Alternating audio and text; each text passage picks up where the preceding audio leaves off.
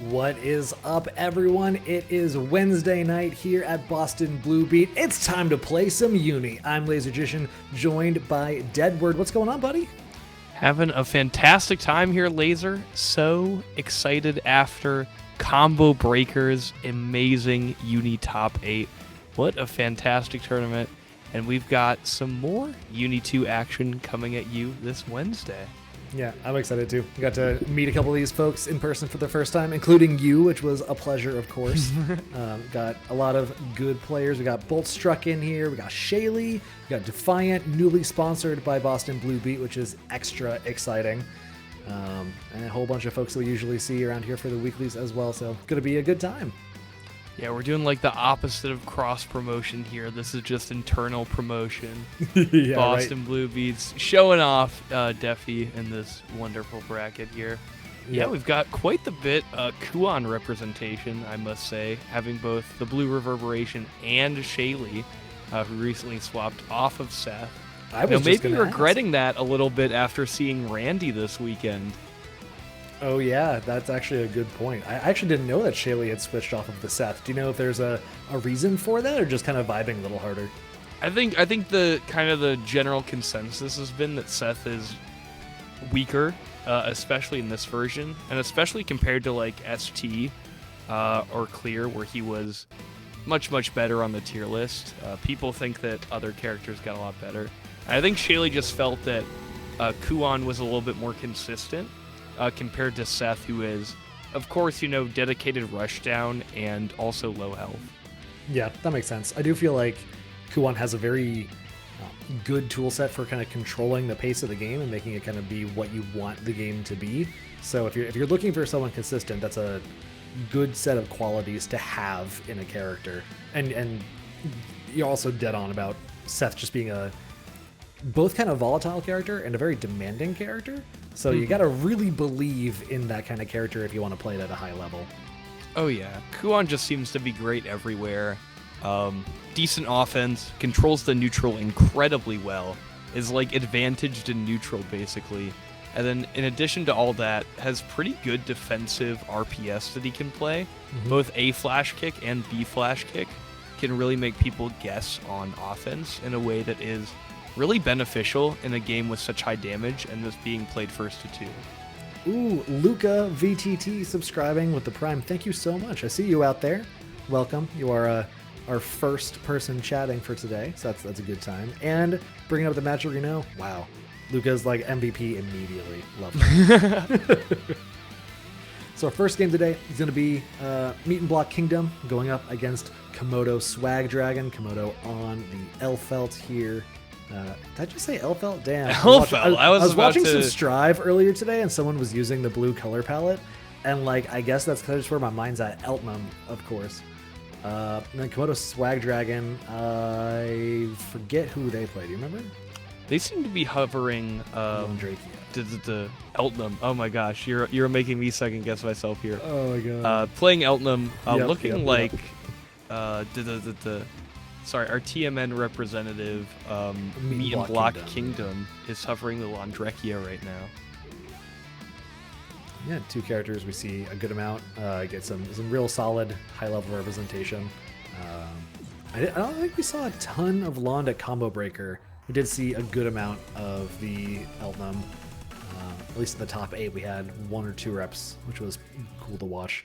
It was also really fun because they have the combo routes that everyone likes to chant along with, and then get the reload call at the end of the routes. It was a good time. Yeah, I think the main Landrekia that I saw at Combo Breaker was Rakir, who used to be a low-tier hero on the Enkidu. And I generally am all for people for picking better characters and doing better on top tiers, but Rakir Enkidu is just like so iconic to me that like I'm actually mad about it. But I was almost sad too. Like I'm also an Enkidu player. I'm like I need my 2 goats between him and CG. Oh, excellent tech there. I wonder if meetnblockkingdom is representing any OS there, but that seemed like a kind of delayed, kind of implies an OS to me at least.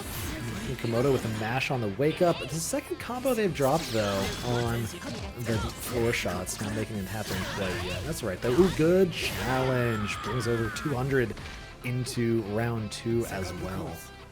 Yeah, winning off the scrambles there. Very nice, bold round start there for meetnblockkingdom. Elton will generally show like single gunshot hit confirm into EX at round start while she has a lot of meter. So that was pretty dangerous. Yeah, and found the grid break off of the assault, wins the cycle off the back of that.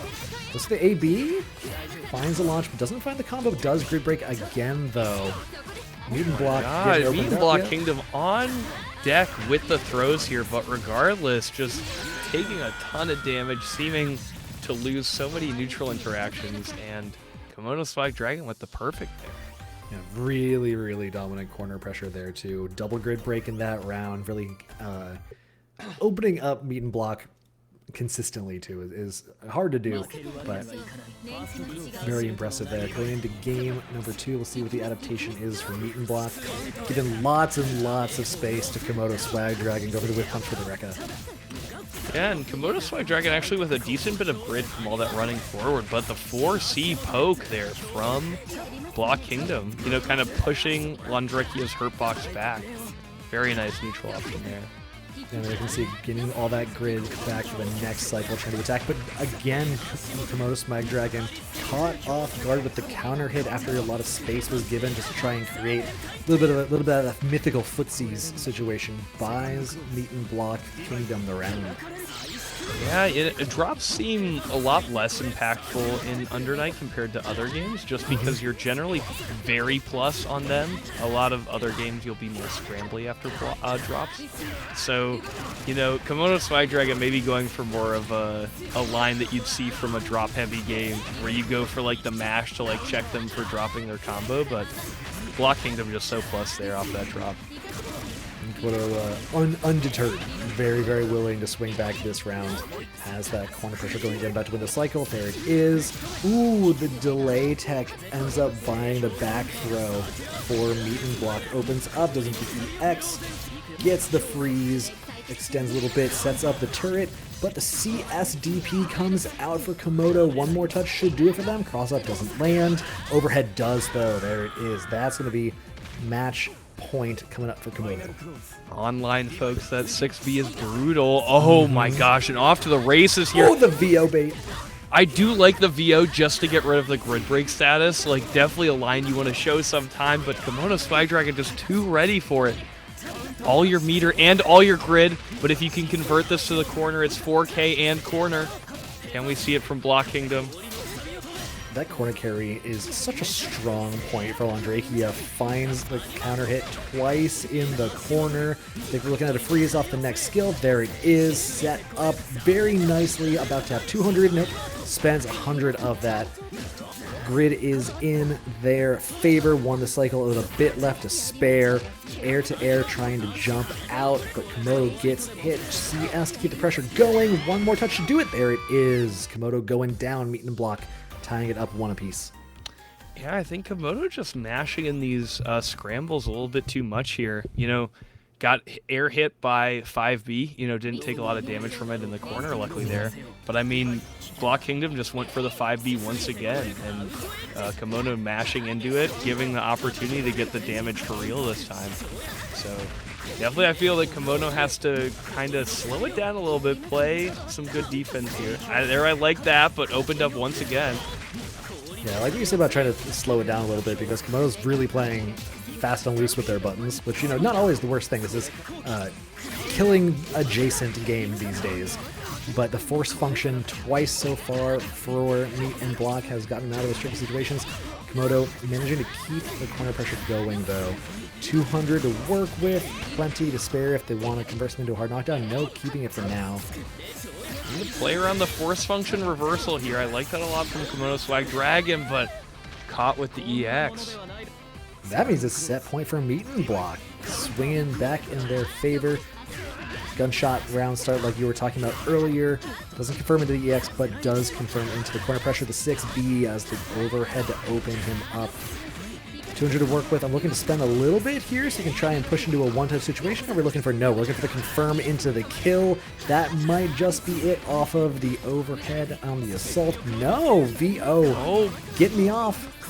No, that's the not way. quite. This is all your meter spent on the veil off. Definitely do not want to go down here in this round. We'll go for the infinite worth. Just attack on this 3K here. And not quite going to be enough. The force function is not going to land, which means KomodoSwagDragon finds the whiff punish with guns, bringing us to 1 apiece in the last game. Match point here. Big projectile kill there. You know, meetnblockkingdom feeling a little bit too comfortable at the full screen, not, you know, forgetting about the laser beam. Ooh, can't hit with the gun. Not happening, though. Has the cycle in their favor, and again, a lot of grid. The dive kick opens up. I think we should have enough for the CS. Might have just barely. Oh, going for the restand, the cross-up better. option there from KomodoSwagDragon. Going to take this first game of the night against meetnblockkingdom. Yeah, I got mixed there. I was expecting meter expenditure to try and be the angle to win that game, but no, going to be the restand like you call there, Deadward, to close that out with just a little bit more damage. That's going to be KomodoSwagDragon going up against Shaly for their next match. But before we get there, we got a new match coming up right now. It's going to be Ortega going up against Luca with the Applebee's tag on the Mika. Oh yeah, AppleBees coming up. I've seen them a few times in, you know, our net play events. So excited to see what they got this time. Winner of this will go on to face Boltstruck, the Nanase. So excited to see what Luca can bring out here on this Mika. Was definitely seeing like the I don't know, like the heart that AppleBees brings to the table on this Mika character. I love the way you put that. That's a great way to phrase that. Looking at the bracket, we also have a couple other games that have panned out. Overcrack takes it over Thank 1. Hyde Kuon Bush, one of my favorite names in Uni, goes on to take on the BlueReverberation. What else we got? Deltarunner over Eric. I'm going to go up against antmoose in their next match. And Chat going to go up against Matcherino in their next match. Check out the Matcherino with the exclamation mark command in the chat. If you can claim one of those codes, all the money does always go straight to the players. Make it worth their while to come out each and every week. So if you could head on over there, that would be much appreciated. We'll be reminding you over the course of the day, so no worries if you miss it now, but might as well get it done early, right? I was just about to open the link like, oh yes, we do have codes. Remember, folks, 50 codes available. That's a clean, what is it? I can't do math right now. Clean like $5 in the player's pocket? No, it's more than that. How many we got left? Oh my gosh, 50 at 25 cents each. Divided by 4. It's a clean $12.50. There you go. And all we need is your time. Of course, any direct contributions would be appreciated. But definitely clean out those codes, folks. Thank you for Luca, who I believe is also AppleBees. I see that you're waiting for your match as well. Thanks for hitting up that Matcherino code. What an absolute hero. That's calling your shot. Yeah, I'm going to donate to this pot that I'm about to take. Oh, yeah. Love that. Love to see it again. AppleBees with the heart. We're still waiting. I love the color as well, I have to say. Is that a very, like, Chinese New Year vibe to it? Oh, I was getting a little bit of a Granny Smith from the hair, and then Crisp from the armor. Ooh, I like that. That's a good. It's the Applebee's logo. Damn, I got mixed. That's so good. I'm upset about it, but I'm not. You know, one of those days where I'm just gonna accept the fact that I got hit, and you done good. Luca, when you're in tournament, do you ever hit him with the, "I've given you the apples, but are you ready for the bees?" And you hit rematch. How do you punk people out? I'm on the edge of my seat here, Luca. Please tell me yes. You get okay. That's fair. That's fair. I also get washed. That it do be like that sometimes. You gotta do a little posturing. You got to pretend you're better than you are. Yeah, and then you end up a commentator. That's how most of us start off. All right, coming up next, Ortega coming in on the Hyde. This is going to be our second match on the day. How do we feel about these two, Deadward? I'm definitely feeling that AppleBees is certainly my pick based on just, the gumption. The vibes on the day. The vibes. Anytime a fighting game player says that they're bad, I remember that, Monarch from BlazBlue will win a whole tournament and be like, I really unperformed today. And so I kind of don't trust anyone who says that they are bad at a fighting game. That's fair. I do trust someone, though, who can claim the grid on the first cycle's closure. 200 meter to back this up. Working on a perfect still run-up throw. Hyde blessed to have a conversion throw, but ooh, gonna get mashed out after dropping that combo. Side switch coming here for AppleBees and a grid of their own in their favor. Yep, definitely pressuring with the cycle right now. Gonna spend it to rebuy. Super plus there. Barely dodging the veil off. You could see his sword inside of Mika's hitbox, but regrettably that sword does not have a hurt box. That veil off not going to connect for AppleBees. Nah, man, that was footsies. That was so good. Going to be coming up with the fireball dash in as well, but the challenge coming up from AppleBees, bringing in the hammers, bringing down the smackdown, get the pick up with the OTG, A+B ender. Grid is expended for the chain shift, which means AppleBees looking good to win the next one until they get opened up, which means there's going to be a bit of a tug of war here going through. Who's it going to be? Oh, goes for the early smarts here to secure the grid. Exactly. Yo, this AppleBees player is next level. That was heads up. Very, very cycle-aware play there. Oh, we're getting smacked out of the approach with the fireball. VO second time running straight into the corner. Gosh! The counter hit throw. Oh, you love to see it. Spending some of that VO to use the EX on the Rockets and going down on the head, dropping bones on him, tying up the round count. Like you were talking about grid conscious play, we saw it earlier with the smart steer, but now the veil off in defense as well. Going to take some of that grid away, give it to AppleBees, and allow them to take the cycle here while also being in a super powerful VO position. That grid break damage increase plus the VO damage increase did so much.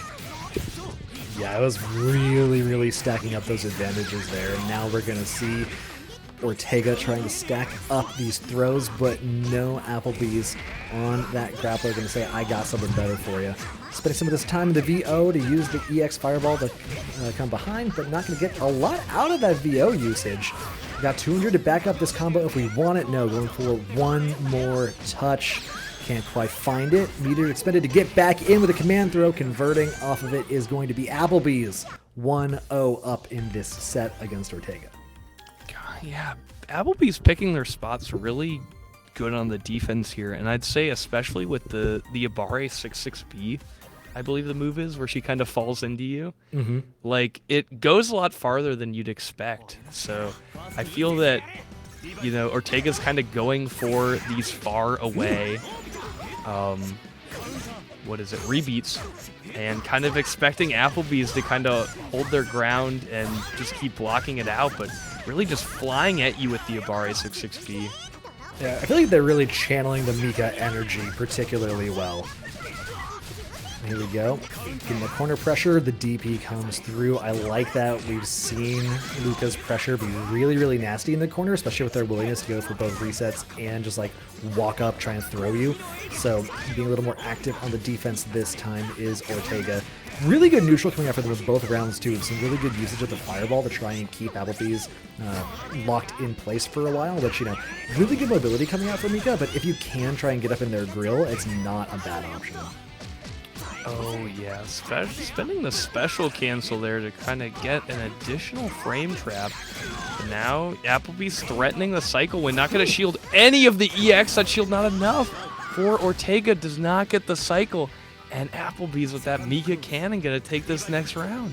Yeah, and looking to take the set off of this round too. That's been 3 straight for them, I believe. Trying to hold their ground, but Ortega doing a good job of challenging the ground that AppleBees is trying to claim. Cross up with the meat cannon comes through, does win the cycle as well. Just dashing up to pull them into the corner, but that means there's not a lot of pressure represented, which gives Ortega the opening to mash out on Wake Up. Chain shift here now. We saw AppleBees baiting the DP, but the Wake Up assault from Ortega to not only cover, no meaty, but also a command grab potentially. Now the Veil off. This is huge damage potential for Ortega. Ooh, I love the fake out high going low. AB Ender to get the hard knockdown and the cycle. The VO stripping the grid to win that cycle. We've seen AppleBees time and again be so cycle aware. Now opening up into the infinite worth. Is this going to be enough, Deadward? Not quite. Not quite. And I have to say, I think Ortega was looking for the infinite worth off that Smart Steer Ender, but Veil off just ran out a little bit too early. And don't forget, its Hyde can extend off the Geyer with a DP, with additional damage. And I feel like with the Geyer bounce, the infinite worth minimum damage, and all that round should have been Ortega's. You hate to see it when it just slips through your hands like that. But Luca able to take the situation, flip it on its head, take the round and the match for themselves. I really, really liked the way Luca was playing that. Like super cycle aware, like we were talking about throughout the match, both in terms of like the Smart Steer Enders, going for the VO to either strip grid breaks or a little bit of grid away from the opponent. Just really, really had a game plan, right? It's cool to watch a game plan come together like that.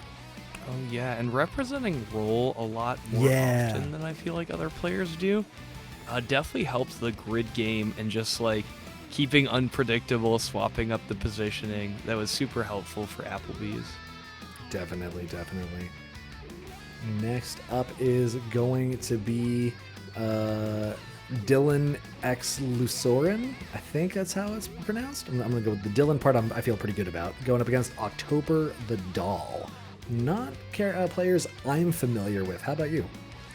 Can't say. None of the in-game names as well for our player in the lobby right now match any of the ones in our queue for stream right now. So, waiting on this. So theoretically, it could also be antmoose versus Deltarunner. I'm not actually sure which game we're doing next. Oh, hit us. It looks like... Oh, yes.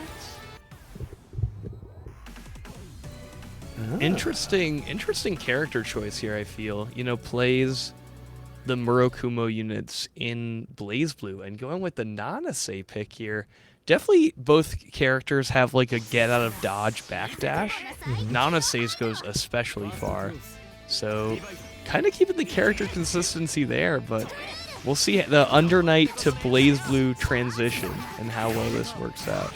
I'm also a huge fan of the violence tag for Arclancer. That is just fantastic. Aren't disrespecting the first rebuy with force function into a projectile here?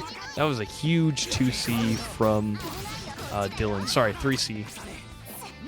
And very willing to be active on defense too here for both of these players. Cycle going over to October and finding the counter hit against the Fireball. Here we go. Setting up the Oki pressure with the wheel. Finds the assault to open up, has 200 put behind it. Grid not in their favor, but that's okay. You're so far ahead on tempo right now, you don't mind at all. Ooh, finds it with the Oki. You should be able to close it out here. Potential miss on the wake up chain shift there. Could not have gotten too much off of it unless we saw the red mist. But I'm sure that 14 was willing just to, sit behind that, let the projectile meaty and stay safe. And there we go, Rekka coming out for Dylan there. Taking up into the corner carry. Has a plan with their route and get into the corner, spend that meter for the infinite worth, charge up with the concentrate to get the cycle in their favor. Win that. Now we're going to have chain shift behind this in order to extend the meter advantage further if they so choose. Just need one more hit. There it is. Delayed dive kick for the overhead here, and a wake up ADP spending the bar to convert and take the corner positioning away. Chain shift, no DP, just chooses to block with it. Throw comes through into another fireball, TK'd. Side switch, I'm not sure if that was the routing I really wanted. EX coming through though is whiff punished. 14 gonna take it there. The Raging Lion from full screen does not travel full screen. It does unfortunately only go half screen. Dylan, perhaps a execution error there on that super. We'll see if they can tighten that up here in game number 2. Finds the win at round start, pushing into the corner yet again. Here we go. UNI2, game of corner carry. Assault opens up with the JB, I believe that was. Gonna win this cycle as well. Trying to go for stagger pressure here to try and open up October. Nothing finding so far, but the CSDP does buy back the turn. Whoa! We're just trading turns back and forth. Unfortunately, gonna miss that 6-6C meaty. Trying to just, cross up the corner positioning, but going a little bit too early there. I like these dash blocks from Dylan and the conversion as well off the whiff.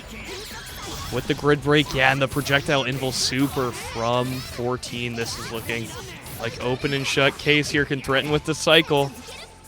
And there we go, CS coming through to keep the turn with the wheel down, blocking the overhead off of the assault. Finds one more opening to close that round out. That's going to be set point already coming out for OctoberTheDoll. Man. And that, yeah, the dive kick's so difficult to punish. Now good concentrate there, but has to use the force function to destroy the projectile. Has to give up that grid, but will still win the cycle. Chain shift spent early on. Give up a little bit of pressure in order to do it, but find the pressure right back afterwards. So perfectly willing to make that expenditure, about 50% damage for that effort. And here we go. EX spent, no mix coming out of that. Nothing happening so far. Throw into the corner. Very dangerous green shield there. That could have easily been a grid break if 14 was looking for it. Ooh, the cross up. That was so tricky coming out. Have one bar to put behind this. Don't think we need it quite yet. CS to try and open up, but doesn't even need to spend any of it. That's going to be a quick 2-0 coming out for October. Getting a little shimmy with it with that CS throw. And I got to say, my read right now is that Dylan is very mad at how the wake-up chain shifts have gone that set. I feel like Dylan went for like at least 2 of them in the clutch just to see what kind of Oki 14 was doing, and I feel like every time they just got hit meaty. You hate to see it. It do be like that sometimes. Yeah, the double tap input can be a little fickle sometimes. Right, yeah. Well, they do have the lower side of the bracket to try and make that up. See how far they can get down there. That's going to put Dylan up against Defiant up in the winners' quarterfinals. A couple of things that happened across the bracket. BlueReverberation took 2-0 over Hyde Quan Bush. Shaly 2-1 over KomodoSwagDragon, and Texas Hammer took a 2-1 over Vile. So we got our top 8 winner side filling out nicely so far. We got Defiant in October, Blue Reverb, Shaly, Texas Hammer, and then the winner of Boltstruck and Lucca is going to be facing the winner of our next match, Antmoose versus Deltarunner. Yeah, Deltarunner rocking the gourd right now. I want to say Deltarunner is a Lambda player in CF. So similar kind of philosophy there. Kind of long-range buttons, but for the purpose of Rushdown. And you see that quite a lot with how important the slide spacing is for Gordo. Can definitely cash in on plus frames and start mixing you with that command grab. Even if his starting game plan is to zone you out, this character really likes to get in your face and mess you up. Absolutely. You know what else we like to mess up around here? Matcherino codes. Just put that in chat with the exclamation mark Matcherino. Thank you very much to our amazing TOs and mods for putting that out there for us. If you can go claim those codes with a swiftness, we could Delta run our way into completing all of those claims, then we would be infinitely grateful. Of course, all goes straight to the players. It's got those sponsor quests up in there that you can do if you want to be a really top tier support today. So check that out. Give it a quick little look. It takes like 2 seconds. So yeah, that would be just the best. Oh, we got Antmoose coming in with the gold mode Waldstein. Oh yeah, ready to go here. Going Wald Super can Saiyan. be such a difficult grappler to deal with coming from other games. Most grapplers do not have access to an air dash, but the universal assault mechanic really helping Walled Out. Additionally, the max range command grab can make playing offense really difficult as he goes for EX command grab, hitting you from like C button range. Not to mention just has big buttons to begin with. Those buttons cover half the screen half the time. Like, granted, that is Uni, so that's not specifically unique to him, as we see Gordeau able to do the same thing right there, but it does give Waldstein a lot more footsies potential and like ability to contest at ranges that grapplers traditionally don't get to contest. Oh, no tech on the gold throw there. Need to delay that a little bit longer to make it true, but we're just spamming this command grab here. Wake up chain shift. To be fair, for Antmoose, I'm pretty sure these are all going to be gold throws. Ooh, finding out the win in neutral to close out round number 1. Really dominant there for Antmoose. Deltarunner definitely putting up a good fight, does a good job on defense, but one too many command grabs getting that damage through makes it a little hard to come back. And the EX grab at max range, just like you were talking about earlier, is responded with an EX of Deltarunners as well. The VO does not land, but we can't convert too well off of that.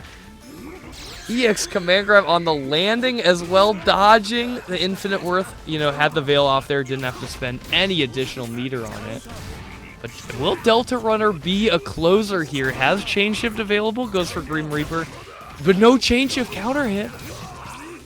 Ooh, but swinging the scythe does get Deltarunner the space control that he needs. Antmoose trying to force his way in there. Big buttons or not, Deltarunner on the Gordeau can contest at all these ranges. The shimmy did bait out Antmoose, but couldn't convert off of it. Didn't find the whip punish we were looking for. Antmoose finds one command grab and the concentrate coming through. Not going to be quite enough. That should be a cycle for Antmoose. Yes, indeed.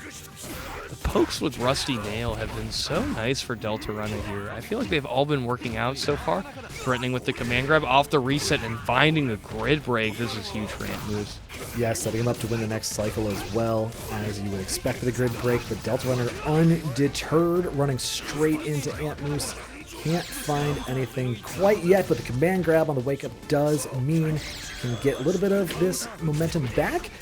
I love whiff grab, go for second grab, throw him into the ground, take the round. It's going to be 1-0 for Antmoose. Excellent stuff here. Definitely a habit I'm picking up from Deltarunner, though, is if Deltarunner has 100 bar, the round start Grim Reaper is coming. Yep. Usually that's punishable, but with 100 bar, you can make it plus with the cancel into EX Mortal Slide. Shielding coming through for Antmoose, that is bringing a lot of grid to him. Are we going to get Celestial? Not quite, just barely not. That's the problem with poking with Rusty Nail and neutral so often, because that's Gord's force function. He's giving up grid whenever he chooses to use it. Ooh, the backdash, but Antmoose still getting hit afterwards. Deltarunner working on a perfect. I need one more touch. I believe the reset on the restand. 2-2, 2A, 2A, 5A closes out the round. Really, really dominant. And there you go, exactly what you were calling out. We have meter at the beginning of the round. Deltarunner wants to spend it. Antmoose picking up on that as well. And the restand? No. Yeah, actually getting a punish for it, and potentially Celestial here. There it is. Got the EX Grim Reaper cancel instead of EX Mortal Slide, so definitely holding. Oh, but what a mash out on the forward dash. And gonna win the next cycle. Ooh, unless there's anything to say about it, it's gonna be close, but no, Deltarunner does find it. Antmoose, though, has the corner control.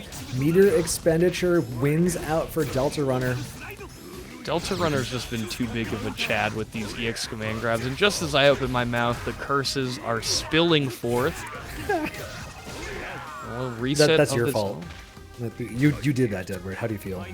Very bad. Those EX command grabs have been so good this set. Okay, Rusty Nail spent. Again, all these shields and Rusty Nails are giving Antmoose a ton of grid, threatening Celestial once again, and very likely to get it here. Absolutely, yup. Has almost a full 2 bars worth of grid. That is an insane amount to work with. Looking for just one opportunity. CS after jumping in, trying to enforce the turn, but Deltarunner willing to challenge, finds the Barre out. Oki coming through here. VO spent for Antmoose.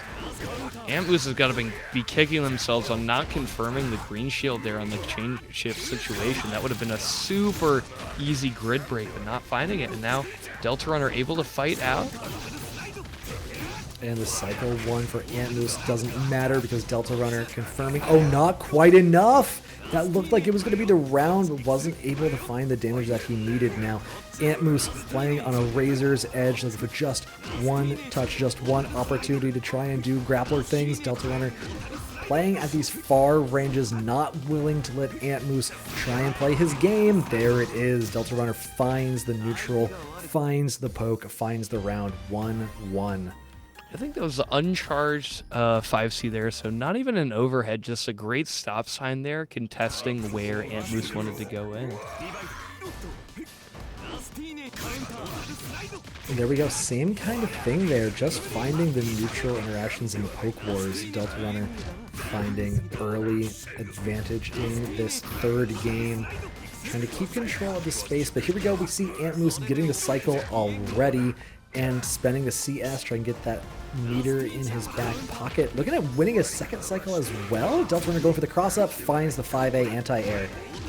The hit will not be enough, especially with this rusty nail spam from Deltarunner here, controlling the space, costs so much. Second time seeing a green shield off of that. May want to try going for grab afterwards in the next situation that comes up. Oh, Celestial, as you get a punish. That is terrible timing coming out for Deltarunner. The restand goes for the air. 4.1k damage. And the EX to follow up. I don't think that's quite enough. Oh, it is. I am such a liar. Antmoose, set point. Definitely, man. That, Waldstein can really do that because the increased JC is so threatening that people really don't want to anti-air him. And the God Press to take us directly to the corner here, opening up Deltarunner. Oh, and snatching him out of the air to continue the combo. Baits out the reversal because it is a grab going into the air with the assault. The restand as well. Oh no, can't quite confirm it into the window. There it is. Jumping in with those big arms. Gets him a 2-0 in that last game for a 2-1 on the set. Shout out to 3D for letting us know that the infinite worth input, which is a quarter circle forward D, the D input was a little early there from antmoose, was not able to get the confirmed kill off of that infinite worth. Had to find one more hit, but very easy there. And I do love the restand into overhead in the clutch situation there. I feel like that was such a good call out into, Deltarunner gonna feel a little bit less willing to swing. Well, there's so low life, such a big life deficit, just going for that restand to tie it up for antmoose. Yeah, I love that call. I think it's like just the right level of tricky, right? You're not trying to go for anything super, super complicated. You're more playing mind games than you are playing any like tech game. And especially for like a, guess not for game, but for set situation, I'm not blocking that. You kidding me? And with the life lead as well, like even if the risk reward is really favorable. Yeah, even if they mash out a reversal, kind of catch you with your pants down on that restand, you still will likely take the round just based on the life lead. The grappler health bar is your friend there. It's true. Health is a resource. If there's anything in my time the TCG land taught me. I think that means we're going to get into our next set pretty soon. We got the Blue Reverberation, one of our Kuon players, going up against Malarky. Oh yeah, Blue Reverberation. Been rocking it on net play with this very swaggy blue kuon color. Always excited to see Reverberation make it out here. But waiting on Malarky, who I believe is a Florida Nanase player. I believe that's correct on the Nanase. Florida, I couldn't. I want to say they made top 8 at TNS 9 for UNI2. So definitely a contender here. I think I gotta give you your props on calling out that this outfit is in fact the swaggiest. I feel like it's really hard for Kuon color palettes not to look awesome. I feel like the purple is such a good accent color. It all looks very regal. I feel like the blue looks very royal. And you combine that with the gold accents and the purple swords. Very, very good custom color here. I believe it's a custom color. If not, it looks very, very good. Shout out Kimono. Yeah, someone got their graphic design as my passion way out of the way years ago, and this is the fruits of their labor. Here we go. We got the kuon, and you were correct on the Nanase here for Malarky. Malarky also rocking a very blue color palette here. They just knew what stage they were going to play on and really wanted to have a matching theme. We are looking very, twilighty here in the park right now. Those street lights not providing much illumination as we fight it out in the night. Is sold here TRM? Ooh, Assault not finding. Ooh, good mash out from Malarky with a 2A. Side switch combos after the sword car means we get any kind of OK we want. TK trying to open up with the overhead, but not finding it quite yet. Slide our way in. Fly mix goes overhead, same side. Well, it's not to be quite enough to kill. We need at least one more touch, one more mix, but we can set up for it with the wheel, and the creeping edge does not find freedom for Malarky. CS backing off to try and buy some space, and the sword card comes through the projectile. What a read. Yeah, EX is invul on the sword car, threatening right now. Watch for the VDP. With the green Finding a shield? lot of green here. Oh, what a bait! And Malarky taking the game off of a series of mind reads. Love that. And carries over 200 into the next round.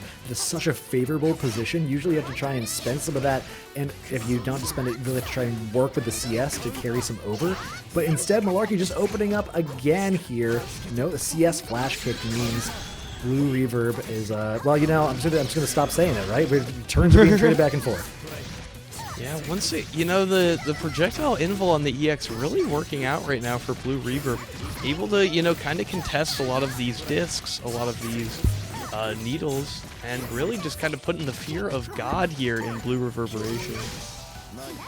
Throw getting us into a one-touch game. The TRM is teched, and the 2A mash not going to be able to get out that easy. One apiece. Both got a lot of meter to work with coming into this next round. Oh, kicking our way into the trade. I'm willing to take the meter for that much damage. Like that's a tap on the shoulder there. The trade not enough for Malarky to pick up after it. And Malarky wins the cycle, gets the CS to confirm, taking us into the corner. And he said, "You know what? You got wheels. I got wheels too. Just give me a second. I need to set those up." There it is, going for the second one in a row with the TK jump back to buy the space in case there was a challenge. But Malarky getting back throw with the back throw incident. 660 able to confirm there, but again, the EX sword car doing so much for Malarky here. Anytime Blue Reverberation wants to take that free neutral that Kuon offers you, those fantastic needles, the pillars, all about -4. That is when Malarky is ready to challenge, take a huge chunk with that EX starter. And here we go. Blue Reverberation not willing to back down. Malarky's had really good challenges, but instead we're not seeing anything come through for them this round. Working on a perfect here for Blue Reverberation. EX wheel into the chain shift to make back some of that meter dominating first round here. Very efficient play here from Blue Reverberation. Ooh, caught finds on the the toes. toes. Yeah, absolutely. A little bit of a stagger there just to kind of open up the timing. Finds a counter hit with the 2A.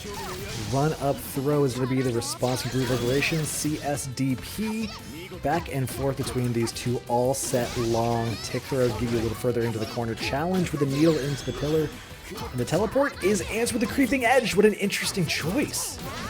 Oh, excellent plus frames on the A. Fireball going for the standing overhead afterwards, and the infinite worth to tie it up. Rasengan from Malarky.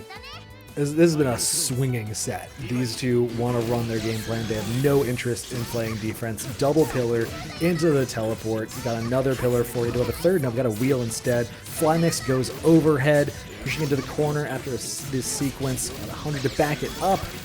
EX for the wheel. Ooh, and the reset into a throw. I didn't block that for sure. Another overhead. This is a second perfect. We're winning. We're winning this game with 2 perfects. You kidding me right now? Oh, it's fine. Malarky got a round, folks. It's not that bad. It could be worse. It could be much, much worse. Running it back for the third game between these two. much slower opener between these two, but Malarky with that great Nanase move speed, pulling up in the speed of wind, gets the corner pressure sequence running here. Cycle goes in favor of Blue Reverberation, spends it quickly for the flash kick off the CS. Holding that, and the teleport out to kind of push Malarky to the corner here. Gonna get a much better setup now that we've hit the corner. Yep, and the VO saying, you know what, I don't think I like it here. We're going to go for the EX. The throw is teched with the lockdown wheel of their own coming through. Cycle very heavily in favor of Malarky for now, but contested right at the end of the cycle. Oh, the concentrate wasn't quite enough, but still has the pressure running. You may win the cycle, I may win the round. I'll take that trade. We need one more touch after this. There it is, goes low, finds a set point for Blue Reverb. Veil seeming to be really hard for Malarky just because, you know, afterwards you're left with 0 bar. You know, can't threaten with this EX sword card like Malarky has been so on top of. Landing another one here, almost 4K, but blasted away with the BDP. And another run up throw. These two are perfectly happy to rely on movement abilities as their neutral skip of choice. Nice, honest neutral skips here. Flash kick, trying to turn back. Goes overhead from a fly from half a screen away. Didn't even need the lockdown. 200 to back this up. Uses one for a wheel, second one for a pickup. Grid break on the throw. One more touch will close this set out. Last chance for Malarky, has to block. Garthros going the wrong direction, but not able to confirm. One hit away once again. Assault just to gain a little bit of grid there. We got the cycle available right now for Malarky. Spending it for the meter once the EX has it available, but the air needle will take it for Blue Reverberation.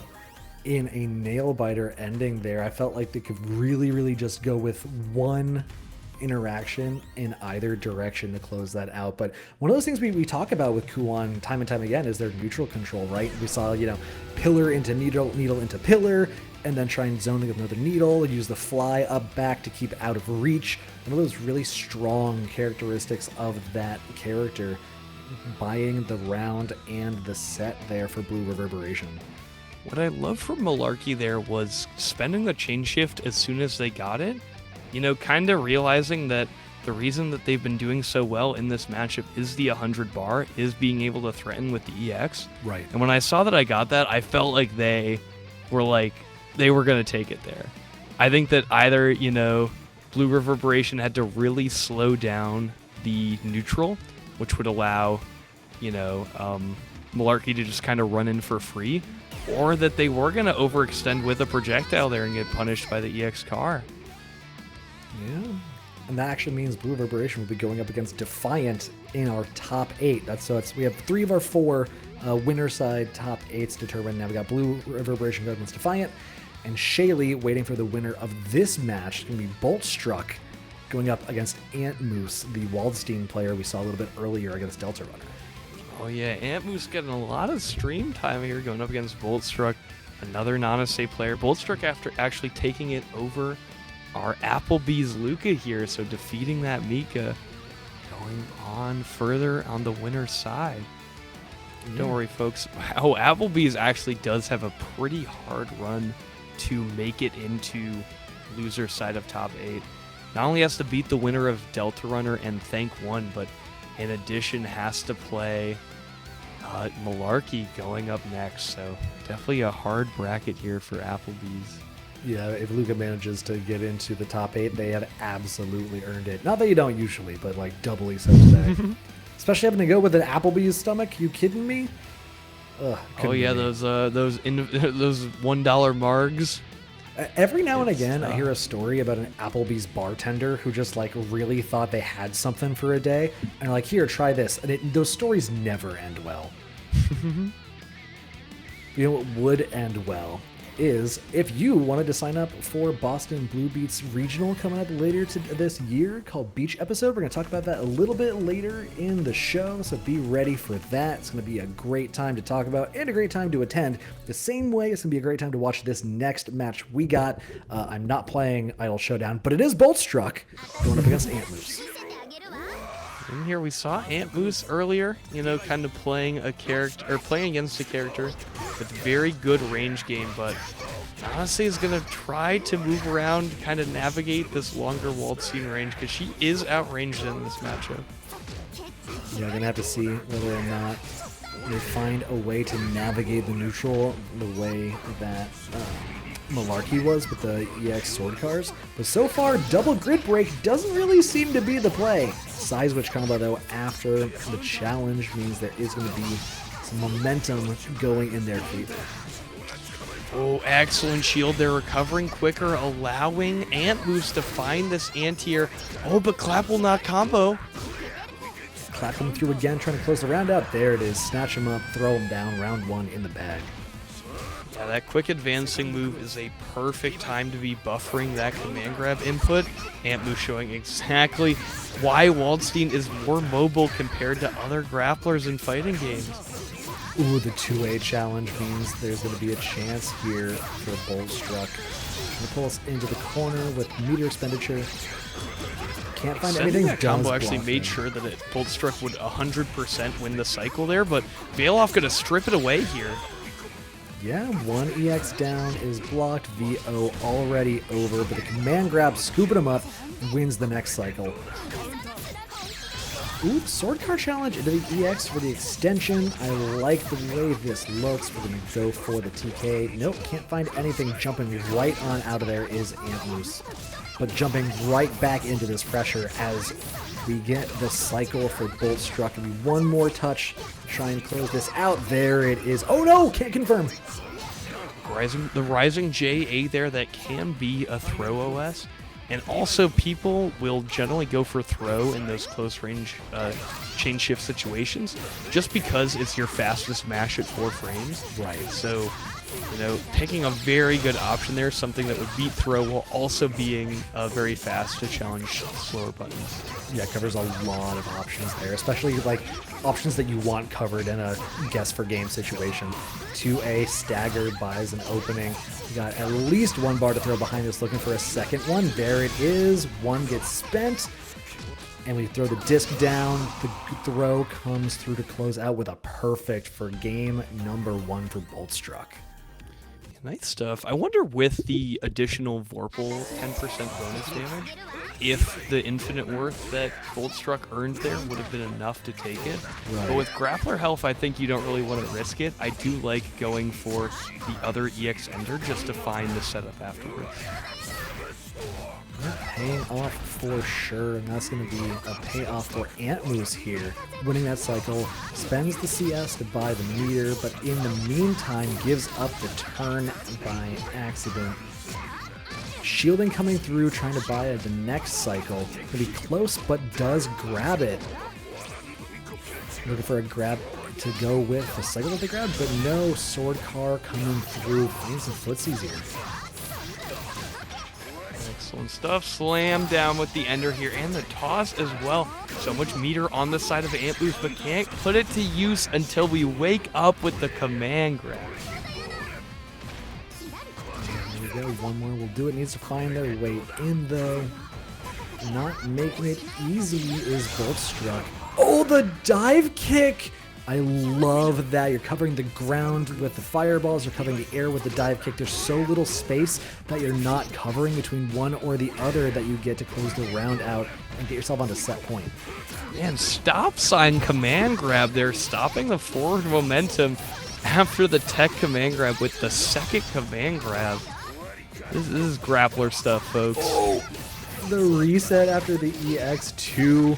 Gets another 3K on the board. The grid break, didn't watch the toes, has so much cycle to work with. EX come through for the hard knockdown. We also get the disc, but VO, just get off me, man. I'm busy here. Block on the overhead there, and the green shield working out, but not doing anything with the plus frames there. And Boltstruck finally swinging after enough recognition there and punching that ticket for winner's side of top 8. Yeah, Boltstruck just looked more and more comfortable as the set went on, right? It was pretty hard fought in the beginning of the set between these two, but as time went on, went for a little more decisive play, things like going for the fireball into dive kick like we were talking about earlier, going for the reset at the end there. And I really like the decisive play you mentioned, going for the reset instead of going for the infinite worth, because you're not sure if it's going to kill when you got that grappler health. Really, really heads up play there. You know what else would be heads up? It's checking out all of our Boston BlueBeat online weeklies. We run these every week, Monday, Tuesday, and Wednesday. Deadward, what's your favorite day of the three of them?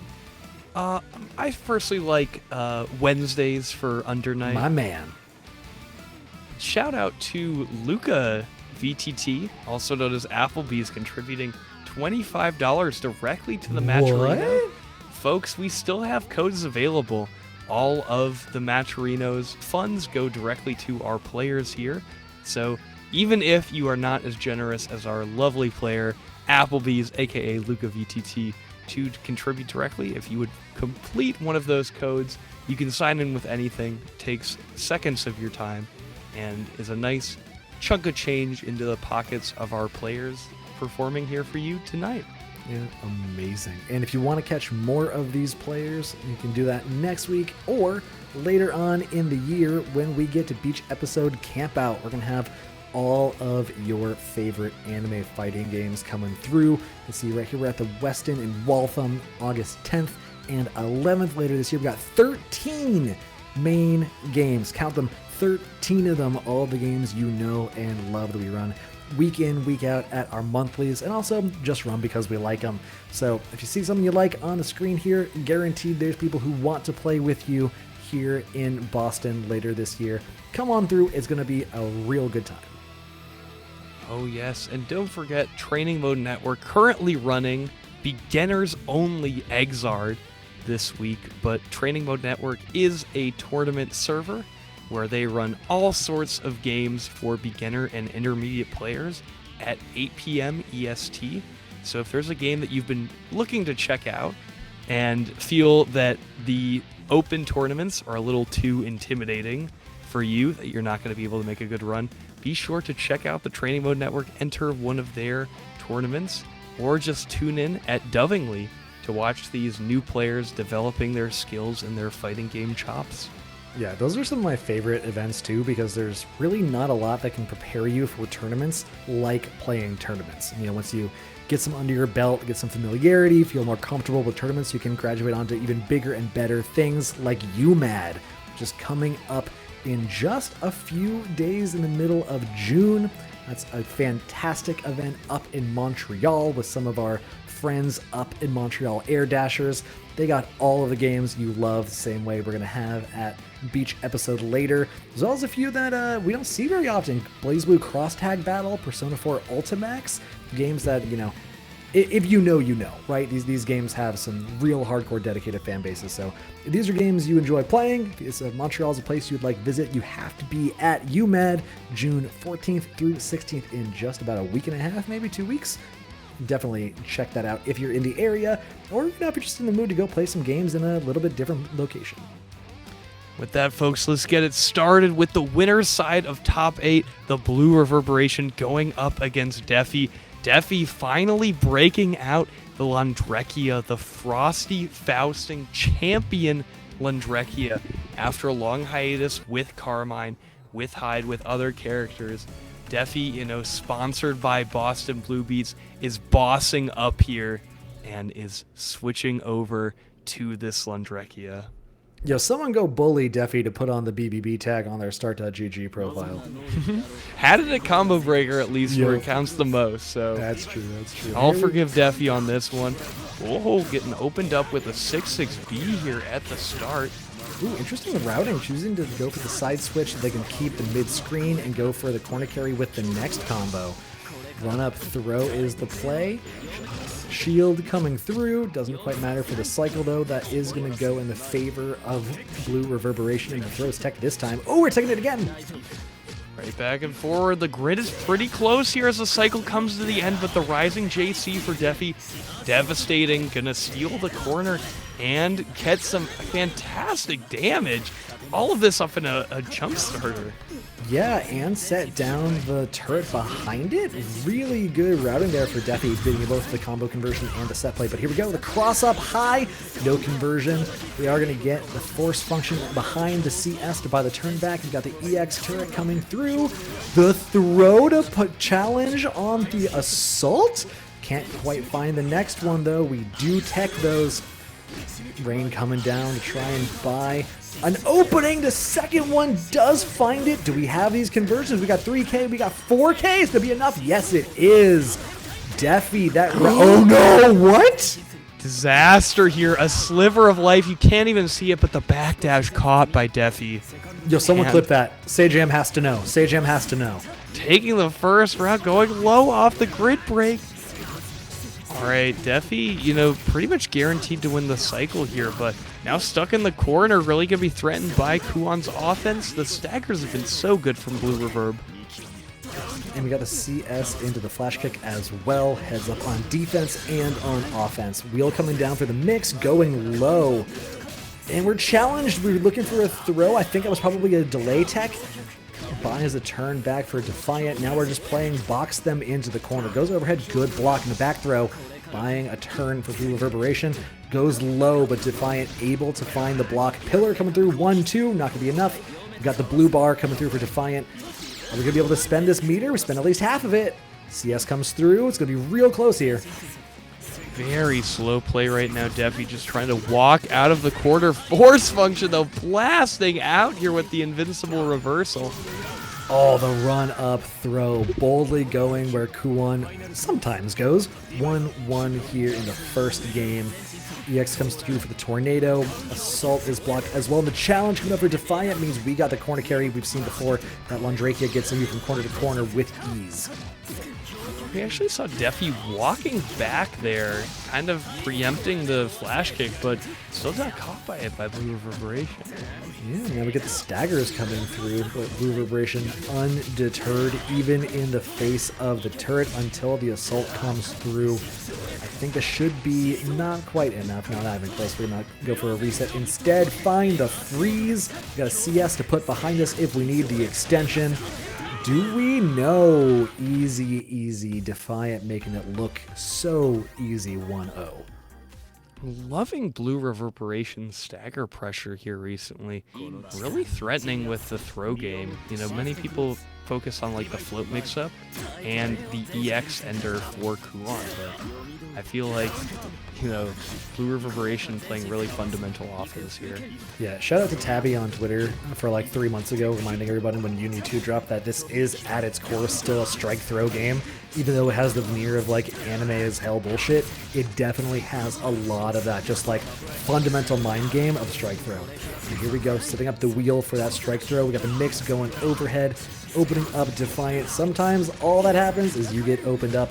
Is it going to happen again? No, we got the throw tech on deck.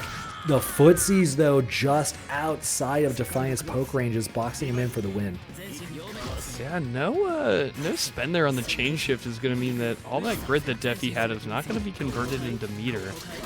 Slowing the pace down, but the grid advantage here for BlueReverberation is so high. We'll get it, but Defi with the cross is going to take blue to the corner. Dan has cycle to win still. Got about half of the cycle down. Turret coming down as well. The CS teleport means that there's a chance here for BlueReverberation to really run away with this. There's that stagger pressure you were talking about before. Tries to go for a shield, doesn't end up getting punished for it. Now we're just going to go back to play some footsies, but the CS into the needle, into the spire, into the teleport. You love to see this routing. At least I do. I love to see him purple. Well, buff, but the 2 CAD potentially there, or sorry, 3 CAD potentially there for BlueReverberation. It's kind of sniping the jump attempt, gonna find that hit on Defi and taking us 1-1 in winner side top 8. Yeah, really good job from BlueReverberation to mix up the tempo of the pressure, right? There were a couple moments that were just straight up jump scares, and a couple moments that were very straightforward stagger pressure strike throw. I like the way they're mixing up their game plan. But Defiant has a very clear game plan here. Keep you in the corner, keep you in the box, do not let you fight back. Like, you're just like that. We're willing to give up a little bit of space if it means we can try and fight back with the space that you you try and take, even if it's to your detriment. Yeah, the stop signs from Defi have been fantastic, but after the scramble, going to be boxed into the corner, threatening Celestial. The air-to-air challenge for Defiant, though, off the back of this Celestial, that might be just enough damage with one more touch. It's not going to be here, though. Oh, the CS to refill the meter that you just spent. Love to see it. EX turret coming down to lock you down. Overhead is blocked. The cross-up is blocked, but no, can't quite find anything still. Oh, and Celestial back here for BlueReverberation. Going to have access to a ton of meter if you could spend it, but unfortunately going to be put into an early grade.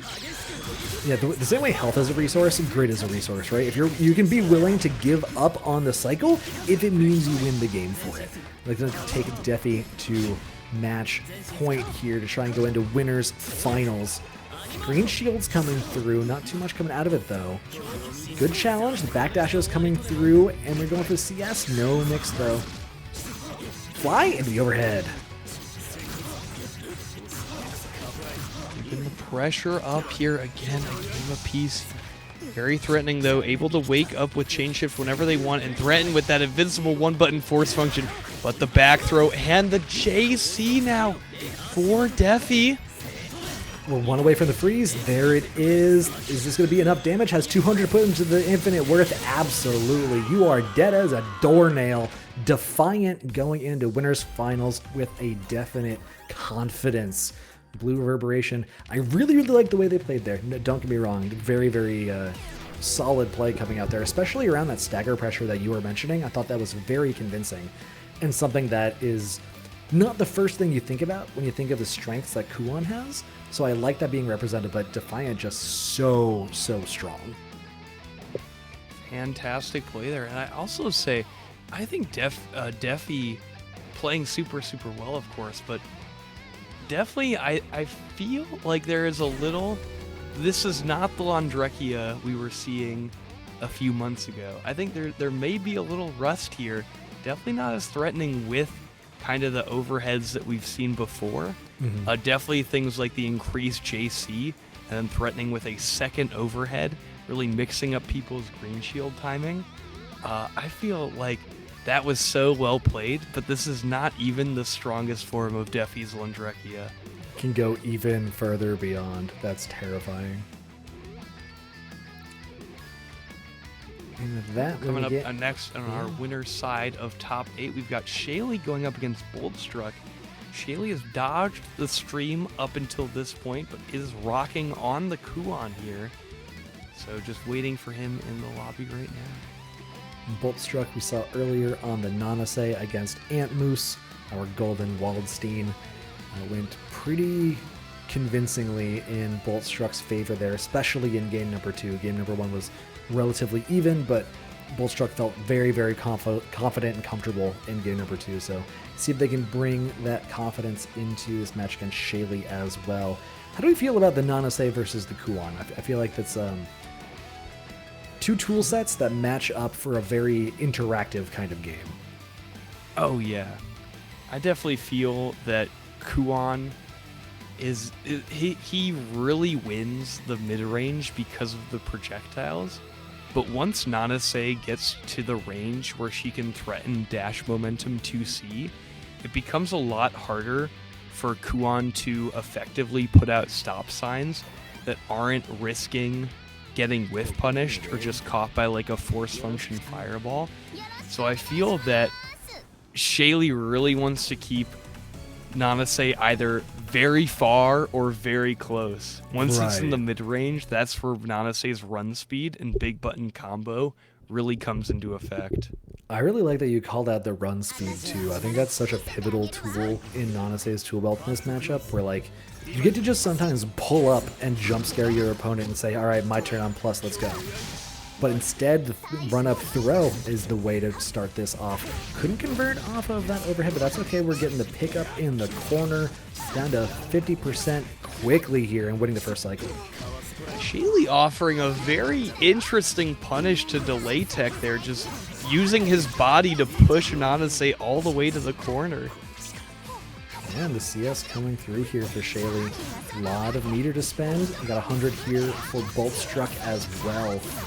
3.2, 3.5, easy peasy, UNI2 damage, baby. Throw is teched. Ooh, the good punish. Shield with the anti-air 2A, there. Yeah. EX coming through here. The grid break off the game-winning shield, throw rather, is going to be 1-0 up for Boltstruck. Trying to get the creeping edge round start. Wonder what they were trying to call out there. It's a very nice round start because it beats both Needle and 66B, which are two of Kuon's go-tos there, but, you know, Shaly not giving it there. And now is stuck, grid broken, full screen, getting peppered by this full meter Kuon.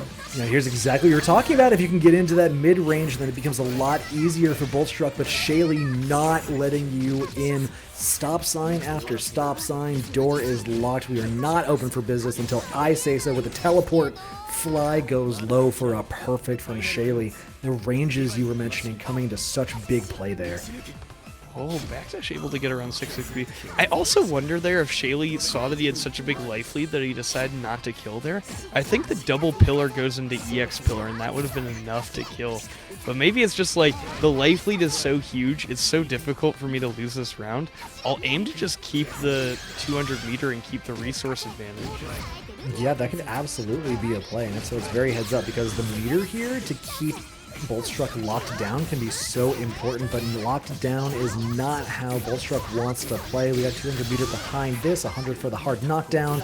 Get the disc set up, and oh no, can't convert over the overhead. We got the throw tech bait, but didn't convert in anything. But we are going to convert here off the flash kick bait.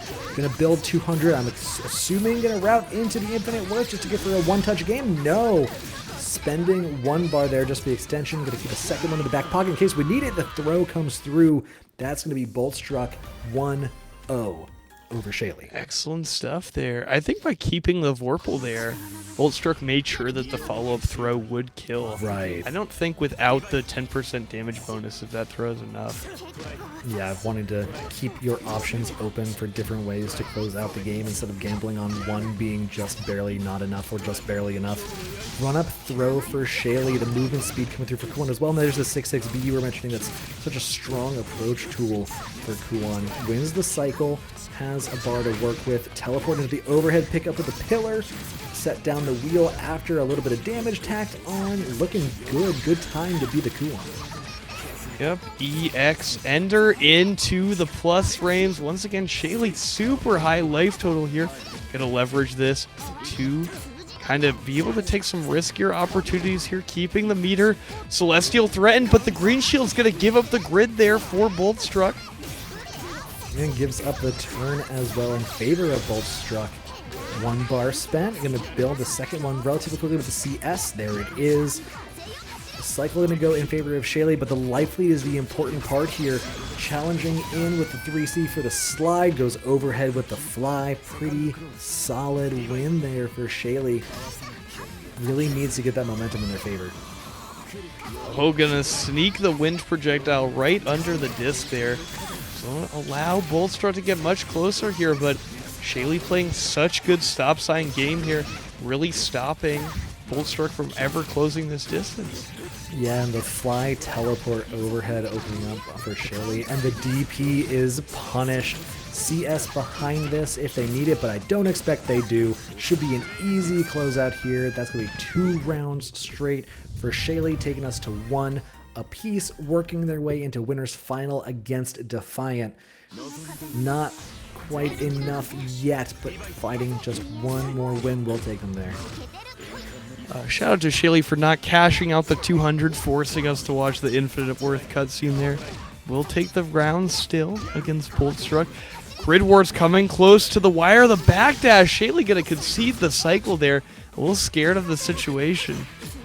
Yeah, it does take the tempo, but at this early on in the game, taking the grid may be the play, may not be, depends on what exactly you want to play for. Wins the second cycle. Now here's those ranges. Boltstruck trying to just play the dash block game to try and get in. Shaly saying, I'm not so sure about this. Finds the punish when the fireball doesn't lock him down long enough. We're going to the corner.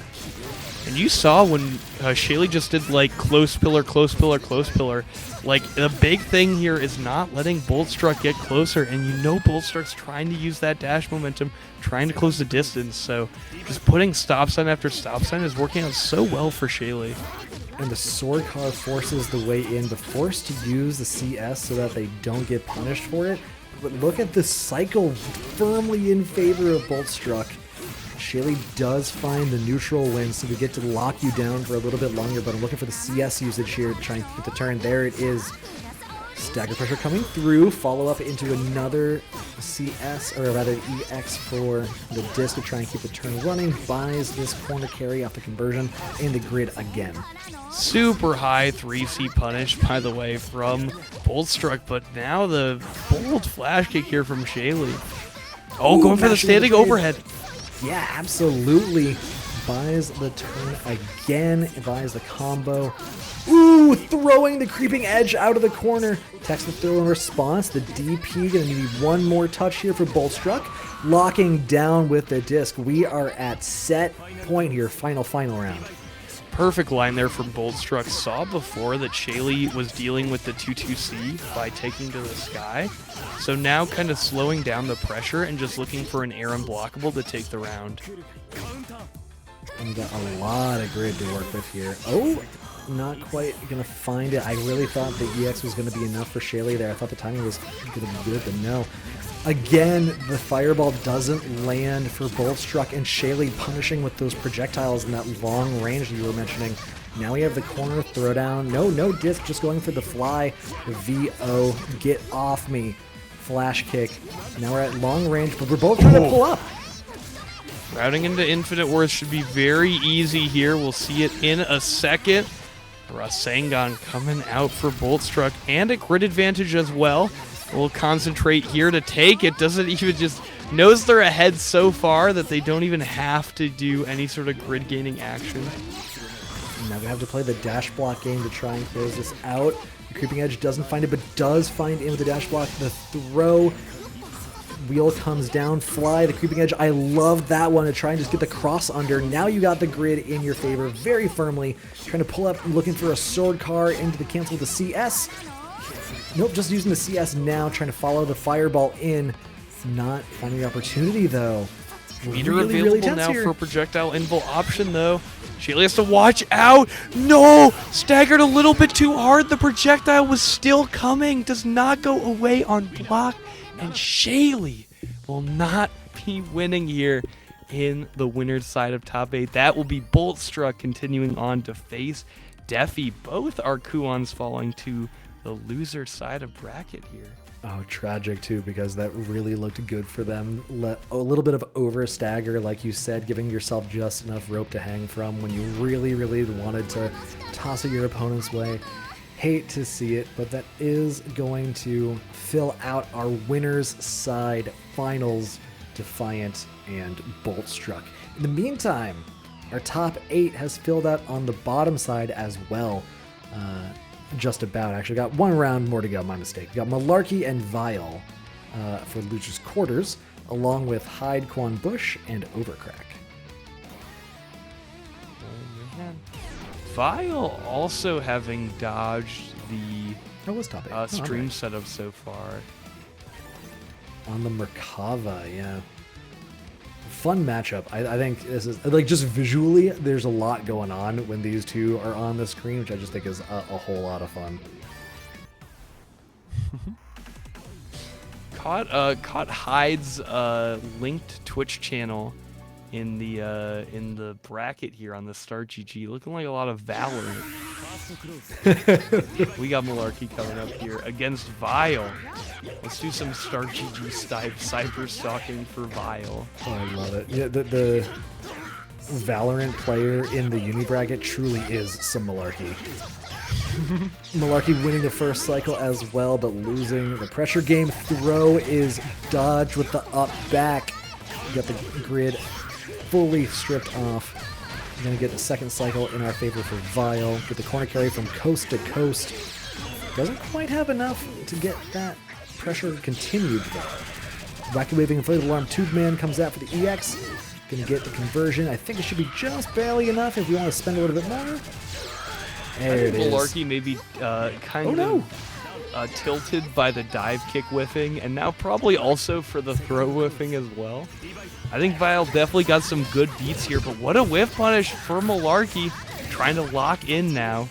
Get that tilt off of me. Yeah, using that movement speed we were talking about earlier to push Vile all the way into the corner without having to expend any resources, without having to route into it, just got it for free. But winning the cycle, Vile also winning the tempo, challenging their way out of the corner. And the corner carry for Merkava is so good. Be effortlessly getting from one coast to the next, setting up the little minions as well. We got 3 of them. We got the VO. We got Infinite Worth. That's going to be a lot of damage, taking us to 1 touch. VO, get off me, stripping all of the cycle, but doesn't matter. Challenge from Vile wins that round, 1-0. Man, I guess the plan for Malarky there was to go meaty 5A into throw there, because that is so unfortunate to miss the hit confirm. Nice little bait on the anti-air there, delaying the dive kick. Yeah, dive kick to end that as well. The creeping edge gets out of the corner, sniping you out of the air with the upward-facing fireball. Throw is the challenge in response. Here we go. We're going to play that range game for just a second until we can get the jump scare, get that corner pressure going. Looking for the minion set at the end of this route. Nope, not going to go for that. Spend here. Yeah. Ooh. Oh, wanted to challenge on the plus frames after that chain shift. They're going for the EX invincibility. Yeah, that was a real anything you can do, I can do better kind of moment. Now we get a side switch, which means we got to pull up with the Celestial. Gives us so much meter to work with as soon as CS comes through. No, not going for the Invincible. Didn't have the meter built up yet. Just had the time to look at the situation, react accordingly. Stagger is coming through, and we get a counter hit by trying to challenge. And we snipe out with the whiff punish with the EX wheel. Is this going to be enough to kill? Not quite, so we're at a 1-touch game. The throw will do it for Malarky. Finding the TRM there, the tech a little bit early from Vile.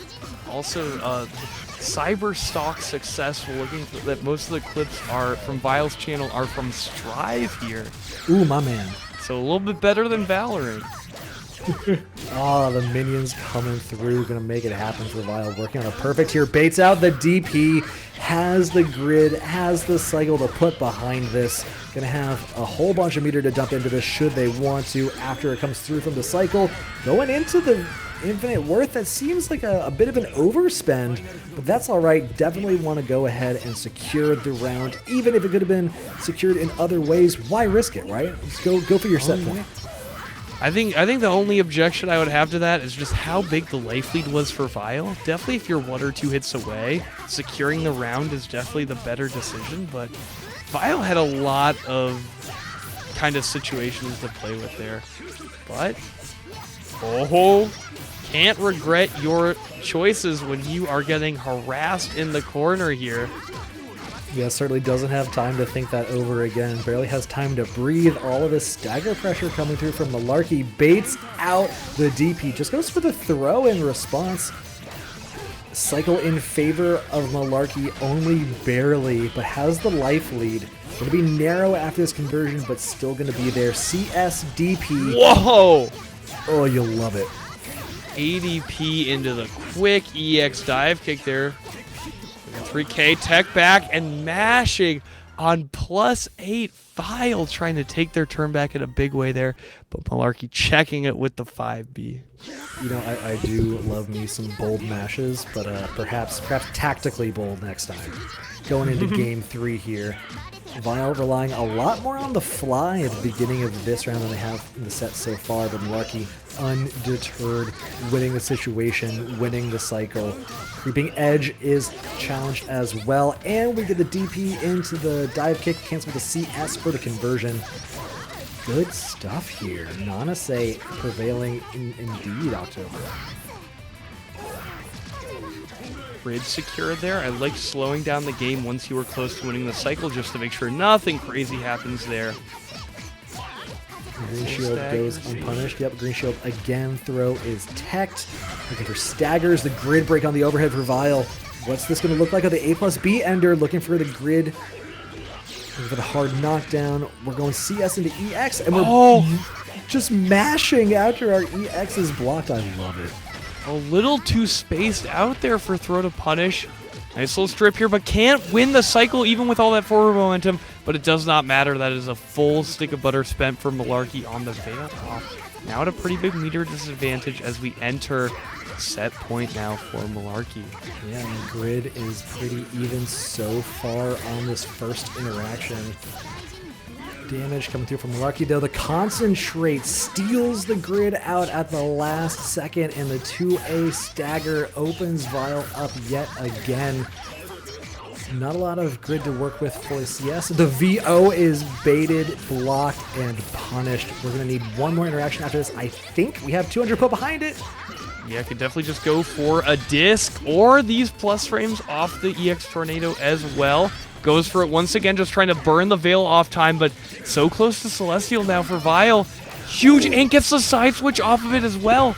It can all come tumbling down here for Malarky. BDP is not enough to kill here. We'll need another interaction, even if they do find the reversal. Yeah, you definitely want to leave that Celestial rocking for as long as you can to get that damage bonus. It can be so big using the CS at the last chance, but getting caught out anyway. Malarky taking the set 2-1 over Vile. It was looking real touch and go there at the end, but makes it happen. What an interesting final interaction there. We saw the chain shift after the A follow-up to Sword Car. Vile stuck in the air, just looking for any sort of like air movement to get them out of it. And, you know, able to dodge the anti-air tornado, but not able to get out of the way of the dive kick. You know, and was probably expecting a 3C first and foremost, so. Man, what a tough situation for Vile to be in there. Yeah, there's a lot of choices you have to make very quickly in that kind of moment. It can be hard to find the right one. The right thing, though, is for Malarky to go on to fight Shaly in Loser's Quarters, while right now we got Hyde, Kuon, Bush going up against Overcrack, who we have not seen yet, rocking the Akatsuki. Oh yes, once again, another Kuon, this time being piloted by the Valorant GOAT. Hyde and then Overcrack on the Aka here. Yeah, this feels like a fun matchup if you're the Kuon. I don't know how Akatsuki's feel about it, but I can imagine it being one you gotta work for. Definitely not a fan of the zoning, and definitely not a fan of having to RPS the flash kick once he gets in. Yeah, because the flash kick sends you flying a good distance across the screen, so having to get all your work undone so quickly can feel really bad. And the force function usage from Normie Guy for the fly, giving Overcrack control of the cycle pretty early. You have to try and fight that back. No, willing to give up the grid immediately to try and get more mix. Overcrack, though, having this cycle gets a lot of damage down. EX coming through here for Hyde, trying to get the control of the situation, but no challenges right away. Yeah, we're already seeing the B flash kick come up a lot here, and I think that's because Aka genuinely does not have a button that's further range than B flash kick. Oh, that is a tragic statement to be able to say. Counter Yeah, he's a little stubby guy. Yeah.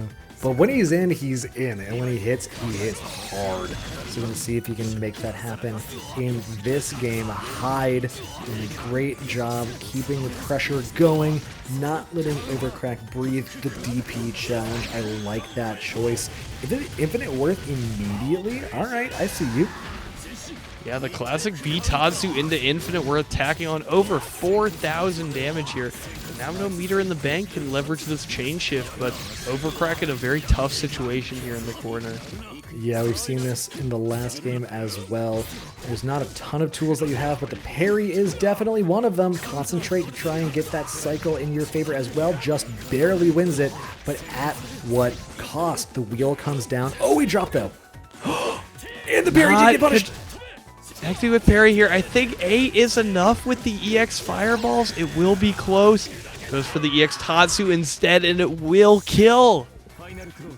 Ooh, steals that round out from underneath Hyde. And again, we're seeing Hyde just completely disregarding the cycle at the beginning of the game, willing to try and get the momentum in their favor by using the fly instead of trying to get the grid in their favor. Definitely a game plan they're willing to rock with, and so far it's been working out pretty okay. It's not been great, it's not been horrible. It's just good enough. Throw is teched, challenge coming through, overheads again. Mix comes through for Overcrack. Yeah, Overcrack cracking the dome with the double overhead there, and take us to the corner with the EX increased fireball. And the teleport offers an opportunity. Overcrack pushed to the corner yet again. Cycles in favor of Hyde.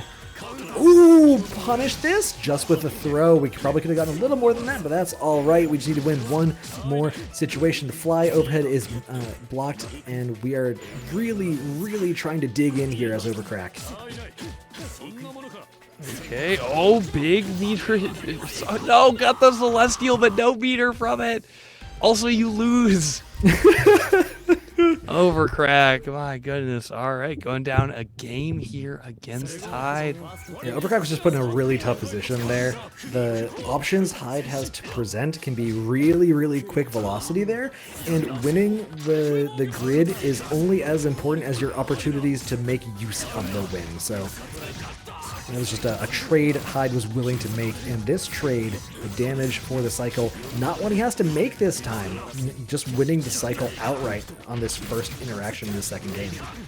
Yeah, Overcrack, very tough situation here. One touch away this round. Threatening with the EX disc that refloat. Finds the red mist, but no human cannon. We mash it again on the wake up there, but my DP is just a little bit bigger.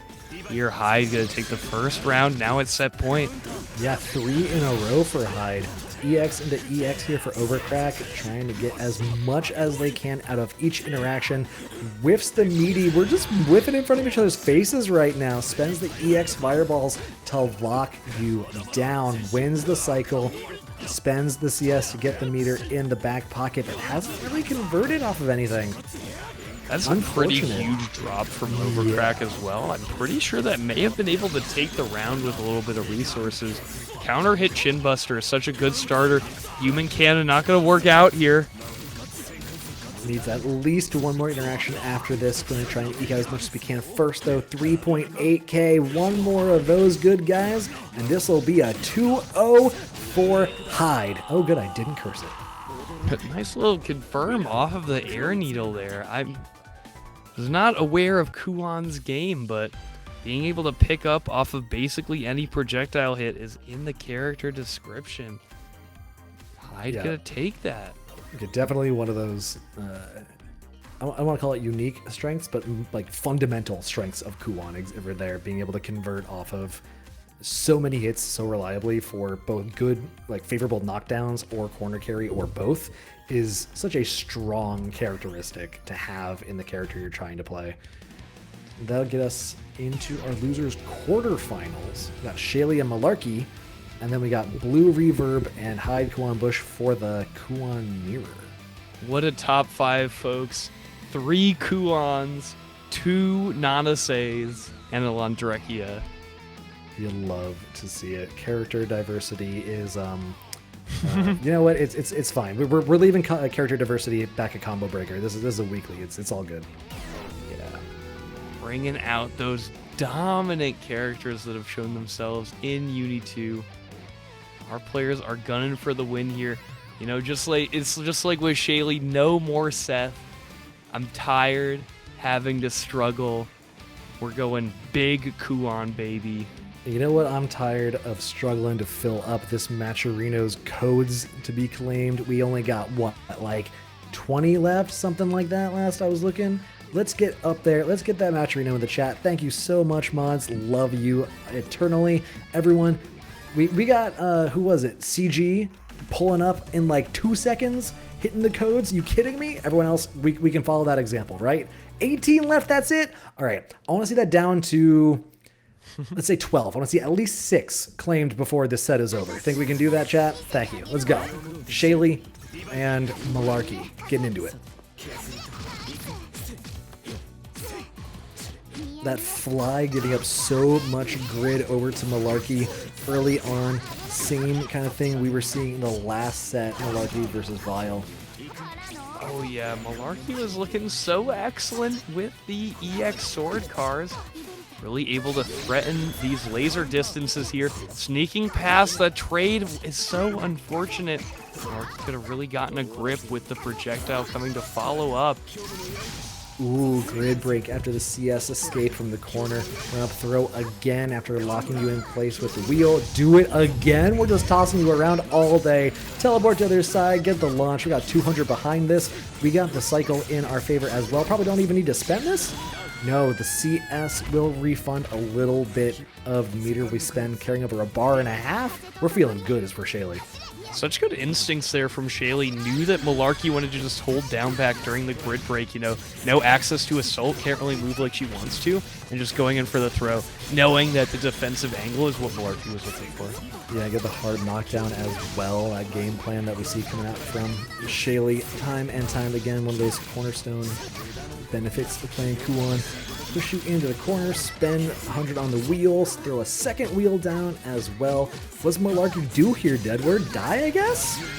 Perish. Hope that they have prepared their funeral expenses before the time of passing. And now Malarky waiting on the rematch screen for a moment here, trying to either cool Shaly off or kind of recollect their mindset here. Yeah, because that was a very it was almost a demoralizing win, right? Malarky taking a second, get a breath.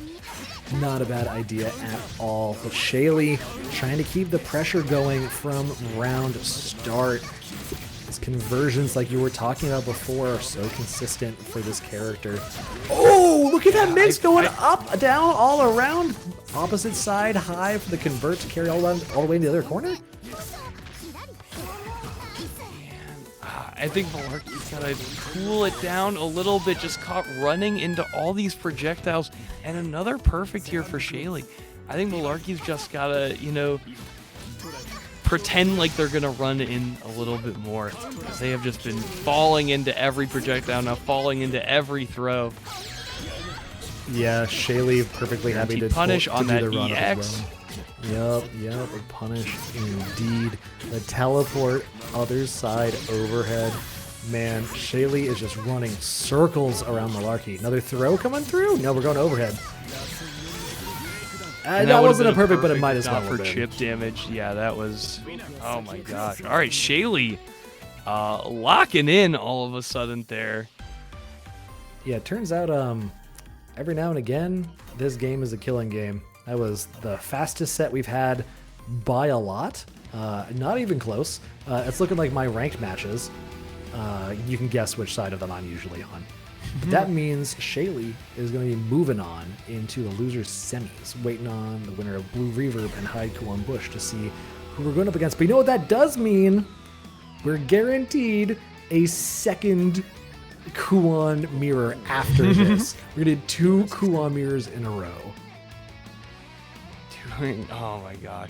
This character doing so much as we get Hyde going up against the Blue Reverb. Shaly really locking in with the teleport gimmicks at the end there. Looking like a Seth player. And now we'll see how it's going to play out between Hyde and Blue Reverb. Yeah, I mean, Shaly was just like very clearly abusing a mental stack overload, right? Like Shaly was just clearly identified Malarky wasn't keeping up, and he wanted to exploit that as much as he can. But here we go. We're gonna get early damage coming through, about a clean 30%. We were thinking. Oh, early grid break here. Yeah. Hyde off to the It's my turn for the brain cell. And that's what we saw beating Overclock as well. The fade away air needle into the pillar pickup, getting almost 5K off of a projectile hit in the air. That is insane. Buying the round with a quickness. But here we go. Challenge back. We're not too deterred after one round. You know what? It's just data. It's just data. We got something more coming to round 2. Increase wheel, not going to provide excellent Oki here. Staying in, going low, now overhead grid break here, and Hyde looking to upset Blue Reverb. Yeah, no kidding. Really laying the pressure on. Flash kick by some space. Playing the zoning game? No, we're playing rushdown. We're getting right back to it. We're going to air. Flash kick to close out the round. Quick 2 rounds. Damn. And I love the air-to-air as the answer there, because Kuon has so many ways to kind of stall out and juke out your anti-air that going to meet him directly seems like such a good answer for dealing with that. Yeah, absolutely. Also shows you're not afraid of the options that they want to represent. Flash kick buying some space from the corner. We're trying to pull up. We're trying to break that grid by going low on the stand shield. Corner carry is one of those things we see so consistently out of Kuon. Nothing different here. All the way into the corner. Side switch 1, side switch 2. Wheels coming down right on you, I expect. No, we're just going straight overhead. Caught with the A flash kick here. The hit as well as the cancel, but falling out a little bit too early here. And every time Hyde's in the air now, I'm so stressed about the air needle. Has converted off of that so well. Teleport caught by the 3C. That's going to be enough after the teleport pickup. 200 meter for each of these players. I'm expecting an explosive round off that. EX needle can't pick up. Does get a poke, but can't convert off of it. And we're going for the air needle to snipe out the EX needle. Good. Again, Hyde off to the races here. Huge life lead established, but roll going to change the quarter positioning, and the reversal going to lock in the advantage here for Blue Revert. Roll into flash kick is just like the boldest choice, and I love to see it. Grid is not going to be in their favor, but that's okay. They got the tempo, they got the screen position, they got plenty of meter to work with, locking down with the wheel and also getting a challenge after giving up some space to box you in. Everything is coming up in their favor. Walk forward, walk back, and Blue Revert making sure that this upset does not materialize, taking it a game apiece between these two. Yeah, equally dominant from one round to the next on opposite sides of the scoreboard. Now we're trying to play some zoning? No, we're teleporting back in. We know what we're about. What we're about is rush down. Get into the corner with those teleports and the big buttons, doing kuon things. Not going for the wheel, instead going for the throw. Not finding it though, but maintaining tempo anyway. Grid does not matter when you've got this kind of a life lead. Hard knockdown into the second wheel. Green shield's not getting punished. Challenging, but we're getting counter hit in the corner. Did not get to breathe, did not get to play. Blue Reverb on set point. Blue looking a lot more dominant here after that first game. Hyde kind of struggling with B flash kick. What was going on with that? Pillar sniping the air needle. That's been Hyde's lifeline here. That air needle has been so good to Hyde. Shaly, that is incredibly based of you. Well put. Oh my gosh, what did Shaly say here? 200 meter here, blue for Blue Reverb, but Hyde trying to keep that from mattering too much. Green shield, not getting punished, trying to get the fly mix-ups. We're trying to jump out, but not going to happen. EX catches them off guard, loses the cycle. Oh no, gains the cycle. My bad, I got mixed on which kuon was which. Guard thrust coming through to try and buy some space. Challenging with buttons again. Oh no! Saw the red miss, thought that it was an easy reversal, but now both players on set point here on loser side as well. Someone's got to go home. I'm playing from home, but you know what I mean. EX coming through just to lock down for a little bit longer. Not playing quite as reckless anymore. Now we're trying to zone out, win neutral first before we bully our way in. Blue Reverb winning the cycle, but gets flash kicked. Oh no, Hyde running into the disc there. Moving forward a little too quickly. EX disc into the hard knockdown so that we can try and mix with the wheel. We go low, catching on the toes. Is this going to be enough, Deadward? So difficult to react to on net play. CVO I think is going to scale a little bit too much. I'm saying no kill here. You're saying no kill? All right, let's see if you're going to be right. You are just a sliver left. It's almost like this commentator plays the game. Blasted away, but a great shield. Watch out, though. You cannot get hit by anything. Teleport in. Once again. Teleport. Air to air. Conversion's coming through. I don't think it's going to be enough either, but it's going to be a momentum shift that he really needs to keep in his favor. No! The disc not putting blue into block stun there, allowing the use of chain shift and confirming the B flash kick there. That was such an undernight set. That was a lot of fun to watch. I really like watching the mind games develop between these two, specifically around like the tempo they wanted to play at. Like these two were swinging most of the set. And then every now and again, there were short little pockets of, all right, gentlemanly duel, pistols at dawn. We're gonna take our space. No, I'm pulling up on you with the teleport. Time to get back to it. I feel like that's such a clutch thing that will happen in fighting games where it's just so stressful that you're like, I can't even play neutral. Yeah. I'm just going to press my neutral skip and just hope that this ends soon because it's just, oh my gosh, it's too much. Just like it's too much to be here at Boston Blue Beats where we are watching UNI2 on a Wednesday. Of course, we run BlazBlue Central Fiction on Monday. Plus R on Tuesday, and UNI2, of course, on Wednesday. All of these at 8 p.m. Eastern Standard Time. So thank you, everyone, for tuning in to Undernight. But if any of these games appeal to you, either to play in, because they are open tournament, or to spectate, be sure to come through to the Boston Blue Beats Twitter, Discord, and tournaments. Absolutely. And if you want to show the players that you appreciate what they're doing, as well as our wonderful TOs and I guess us, but we're like the least important part of all of this, head over to the match arena. We got 14 codes left, almost the 12 we were looking for. Not quite there, but that's okay. I forgive you all. If we can get down to, let's call it 10 by the time loser semis is over. Got 14 left. Head on over to ! Match Arena. The sponsor quests, if you're feeling like putting a little bit of extra time in, we would love you oh so very, very much. Yeah, we're almost there. A little bit further to go, and then we can make that happen. Call to action, call to action. Do not forget that Beach Episode Camp Out price is increasing in just a few months. Secure your spot now. That will be in Massachusetts from August 10th to 11th, just a little bit out of Boston at a fantastic hotel venue run by the excellent production here at Boston Blue Beats. Be sure to get your hotel room and your registration in as soon as possible. Always looking for people in the fighting game community to save a little bit of money. Make sure to not overspend. Get that early bird registration. Get those hotels before they go up.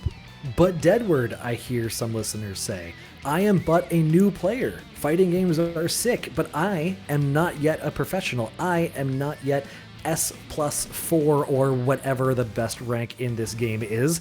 I am simply a beginner and I want to get into the tournament scene. What should I do? Well, you should go check out the Training Mode Network, the Discord fighting game community, where they run brackets for beginners and intermediates only, meaning that you will have a low-stress environment to get that tournament experience, see what it's like to play in bracket with the stress on against players who are of your similar skill level. They run a variety of games, so there's definitely going to be ones that will appeal to your sensibilities, ones that you've been meaning to try out. So be sure to check in the Training Mode Network both to play and spectate. Yeah, and if you want to get some more play, want to get some more spectating in, and maybe a little bit beyond that beginner kind of circuit, well, other tournaments are afoot. We got UMAD coming up in just a few weeks, June 14th through 16th up in Montreal. Our friends at Montreal Air Dashers run fighting game tournaments centered around all of your favorite anime games and more. So if you're in the area or just feel like taking a hike to go see our neighbors up north, check out start.gg/ZXUMAD for all the details. Register still. It is in just a short 2 weeks. That tournament is going to be so much fun. So make sure you get over there if you can and want to get that practice in. Oh yeah, the Canadians really showing up this weekend for Combo Breaker, so it only feels right for us to go pay them back, go attend their tournament. UMAD coming up just 3 weekends away now. So definitely, if you are in the East Coast area, that's a tournament you're able to make it up to. Be sure to get in, register for that now. And coming up, our winners finals. Finally, a little relief from the Kuon mirrors here, folks. No Kuon here, just Nanase versus Landrekia. Yeah, two honest strike throw characters who never have any shenanigans whatsoever. That's really what we're looking for in our winners finals. Defiant rocking the Landrekia, one of those characters we've seen him use over and over again, winning Frosty Faustings with the character earlier on in the year. Has had many other characters they have represented at very high level, from everything from like Enkidu to Carmine, right? All sorts of game plans, all sorts of characters. Landrekia, the choice for tonight, trying to tune that character back up. We're thinking maybe looking a little rusty on it before, but that's just fine. That's what these events are for. Tune them back up to the area you want them to be. Boltstruck, Nanase, loyalist as ever. One of those players we've seen rock that character in and out across all of our different tournaments since UNI2 was dropped. Yeah, definitely super convincing showing by both Malarky and Boltstruck this tournament. Kind of making me feel like I gotta break out the Nanase again. Don't do it. This character feels a little too good. You don't have to. You don't have to relapse. We were here for you. Oh my god, I think she was so bad in ST, but the glow up has been kind of unreal. I feel like a lot of the UNI2 changes have really helped her out, especially the removal of 1 AD, meaning that you can't shield throw OS her projectile, means that her mix with that is a lot more potent, when before it was pretty easy to circumvent using the system mechanics. So doing a lot in this version. Most certainly. And doing a lot in this bracket too. Getting into winners finals against the Kuon army? Are you kidding me? Insane character. Top one for sure. And here we go, bringing back again Frosty Faustings, winning Landrekia on Defi. And folks, this will be a first to 3, so we'll be able to see these players adapt to each other's playstyle. And additionally, I don't know if Boltstruck's played against this Landrekia recently. The air unblockable gonna grid break here. Rekka coming through, blocked out, getting out of the corner with the sword car, trying to break grids in return with the assaults. Not happening, but we are getting counter hits with the lingering fireballs. One of those tools that Nanase leverages so very well alongside the movement speed. It makes a 1-2 punch alongside the 1-2 of the Rekka coming through. Counter hit, tripping up the toes, wins the cycle as well. Defi running away with this. Alright, take the life lead and mix or kill with the infinite worth. Defi going to drop, so the world may never know. It's kind of like you were talking about earlier, though, right? In one of the other Kuon games we were casting earlier. I believe it was Malarky versus Vile, if I'm not mistaken. I may be mistaken. I think that was Nanase versus Wacky Lady Mary. But the decision point there is very real. And here we go. We got the delays coming through. Ooh, throw tries to run up and pull up on Defi, but not happening. Spending time in the air just to get around the turret setup. Nice play there coming out from Boltstruck. Nice little bit of stall there from Boltstruck. Now, really good grid advantage after the CS from Defi. Yeah, to the corner, low, gonna mash afterwards. No punish and no counter hit. Defi maybe trying to jump afterwards. And we've got Celestial here for Boltstruck as well. All of this meter getting filled. One more touch. This is that touch, in fact. EX coming through to close out the round, 1 apiece. CDP ender there. Shield from Defi. Rose Tech has so much grid in their favor on this first cycle. And the grid break coming through just to seal the deal. Gets the freeze setup, running into the corner with a little bit of a concentrate just to try and eke out as much grid as they can. Freeze you picked that 2. up? Yeah, we convert out here. Defi running with the pseudo perfect, has 200 to spend on the VO after, or on the IW rather, but can't find the VO in time. Jumping out into the ice rain to avoid the disc setup. Defi, very confident play there, taking the first game. Very tough situation to deal with there. I mean, I guess the best answer is just down back, like you trade 100 for 100. Because, yeah, I mean, Ice Rain's just going to blow up any anti-air attempt to try to throw out there. Force function blowing up that attempt as well. Counter hit doesn't convert into anything, and we get another counter hit in return. Shield coming through, winning the cycle for Defi. Pulling up with the GameStop OTG. trades here. The 4-seed launch going to really help out Defi here, make sure that he can get this confirmed. Has both the turret and the freeze set up, timing this perfectly. Has another freeze set up with one more hit. Doesn't spend it quite yet routing so that the freeze comes through right at the end after all of your routing is done. Hard knockdown. Challenge comes through with the CS. Oh, the challenge on the EX comes through.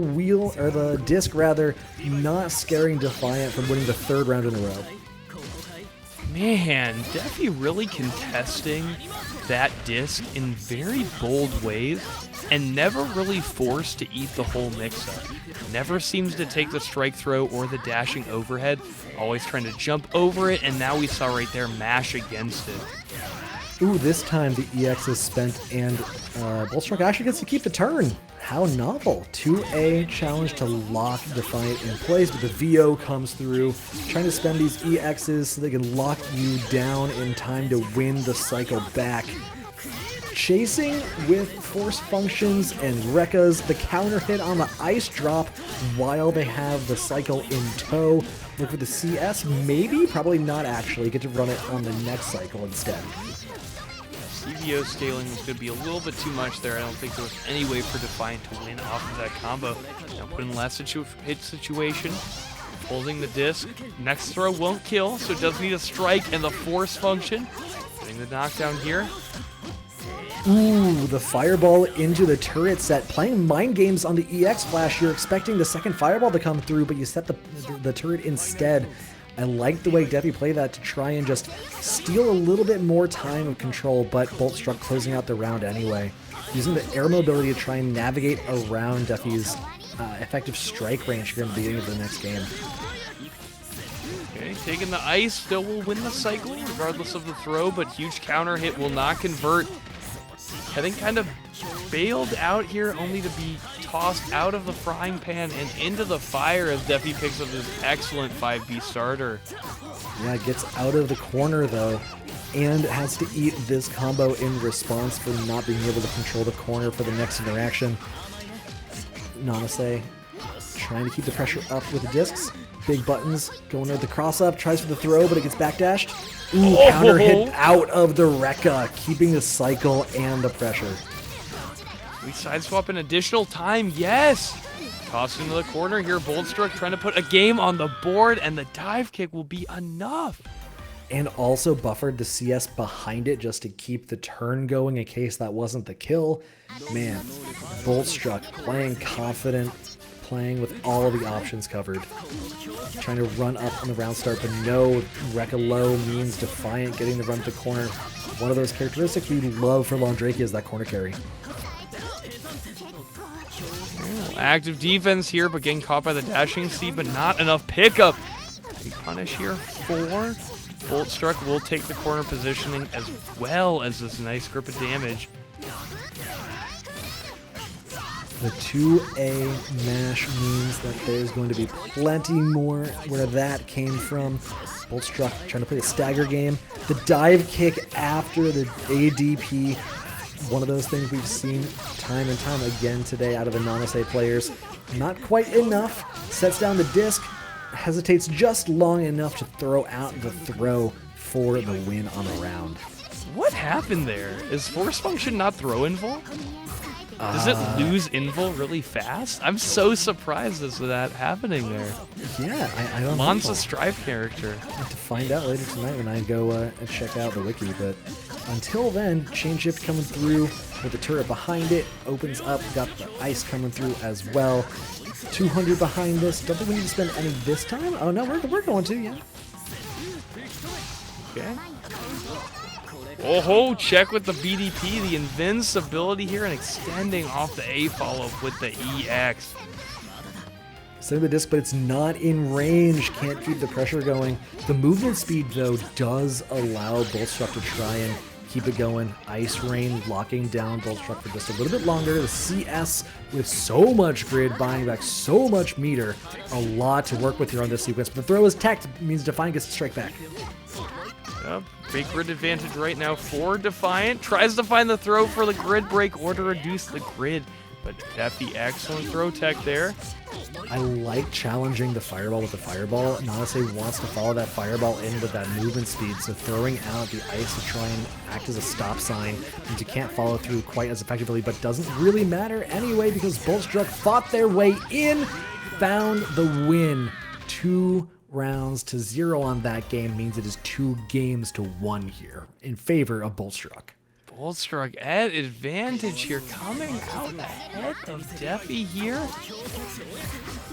Super confident, getting counter hit by the low Rekka, but not taking a ton of damage because of that. And now ahead in the cycle, especially after that creeping edge through the projectile.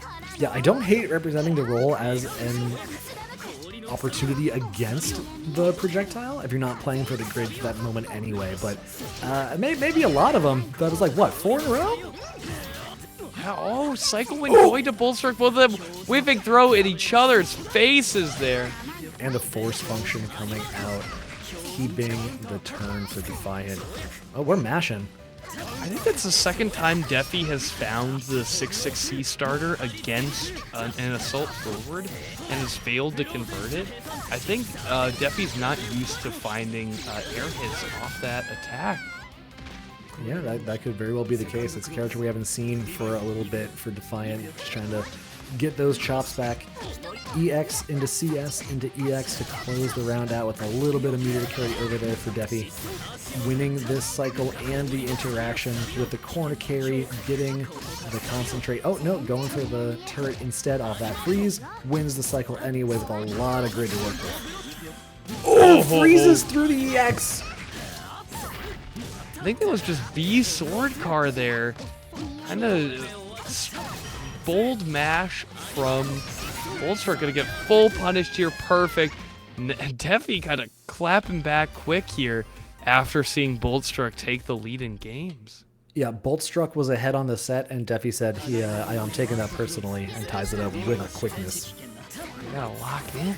Ooh, the shimmy coming through, but not finding an opportunity, which means Boltstruck gets to throw out the air fireball to win that interaction, win the turn, and baits out the force function, wins the cycle as well. Big opportunity here for our Nanase representative. Yeah, one for, oh, no Oki Ender there, allowing Defi to tech out with the soft knockdown. Rising JC once again. So hard to contest, unthrowable. Cycle here in favor of Defiant. The creeping edge to get out of the corner. Dive kick to continue the pressure. Now we've got the staggers coming through. Oh, the rising buttons for Defiant, but can't convert off of it. Like you were saying before, we're not really finding all the conversions that we might want. Oh, again, the rising JC. Defi putting this button to work in evading these tough situations. We're dropping. It's a drop opportunity here. We got the shield coming through for Nanase. Oh, we're not getting hit, though. One more will be the freeze. There it is. Extend into the turret. Not getting anything done, though. Dive kicking I think Boltstruck didn't know which side to DP there. It was very ambiguous if Defi had stolen corner and was going cross-up or was same side. Right, it does make it very hard to know how to respond appropriately. And that does mean Defiant here on set point in our winners finals, trying to get on Grands on the winner side. Green shield. Cross up, dive kick. Blocked. Good heads up awareness coming out of Defiant. Backdash through the dashing C, that was very dangerous. Now we're just throwing mids after the disc to make sure Defi can't mash. Huge Rekka starter here. Defi super well positioned, sets up the turret. Oh, tries to go with the force function, but called out by Boltstruck. Big opportunity here to try and even up the life lead a little bit. Start chipping back away. Gets the sword car on the Oki, but doesn't really turn anything. That's fine. We got an overhead. Oh, no. Grid to go behind this if they need it. I think I need one more interaction. No, going straight for the IW. Don't need to save anything. Just get me the win. Get me into final round to try and win this set. Consistent ender there from Boltstruck. Oh, the hydroplaning. Gonna be checked there by Boltstruck, but can't find anything. Freeze comes through. 200 behind us for Defiant. Spends 100 of it just to extend a little bit. One more for the turret. Keep the lockdown going. We're here for pressure. We already have half a bar of life as the life lead. We don't need to worry too much about meter management right exactly now. But look at the grid. Look at the cycle. Oh no! That's going to be a huge opportunity here for Boltstruck. Full bar of grid on the Celestial. The throw is teched though. Stagger pressure coming through, and we find the dive kick.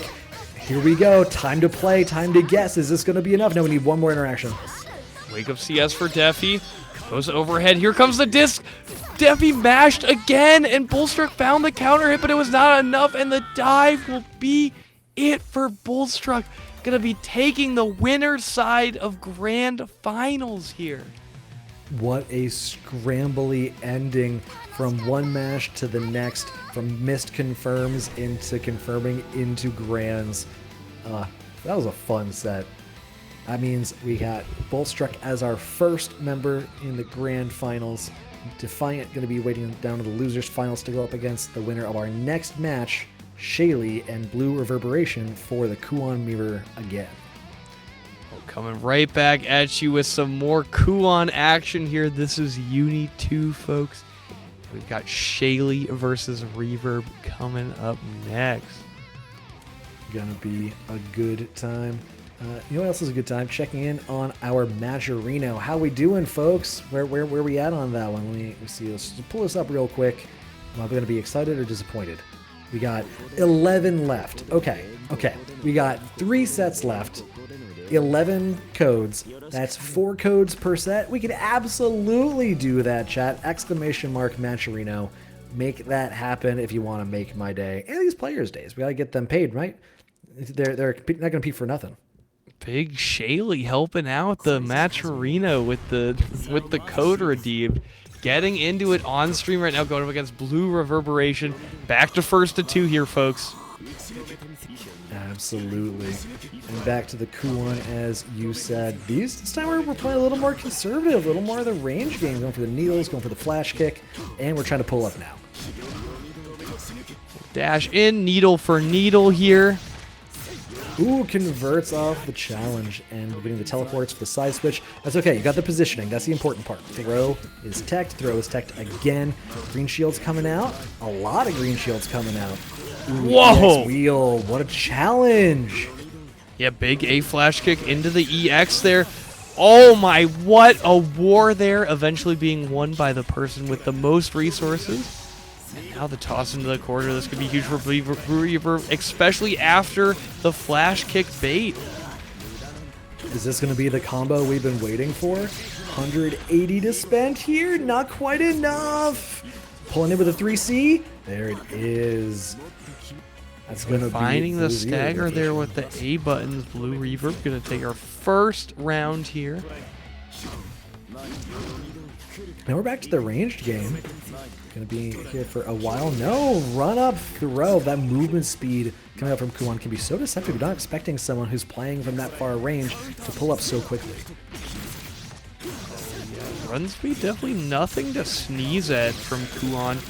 Now, BlueReverb, big grid advantage here. Going to snipe that cycle away, and a big needle starter here off the whiff punish.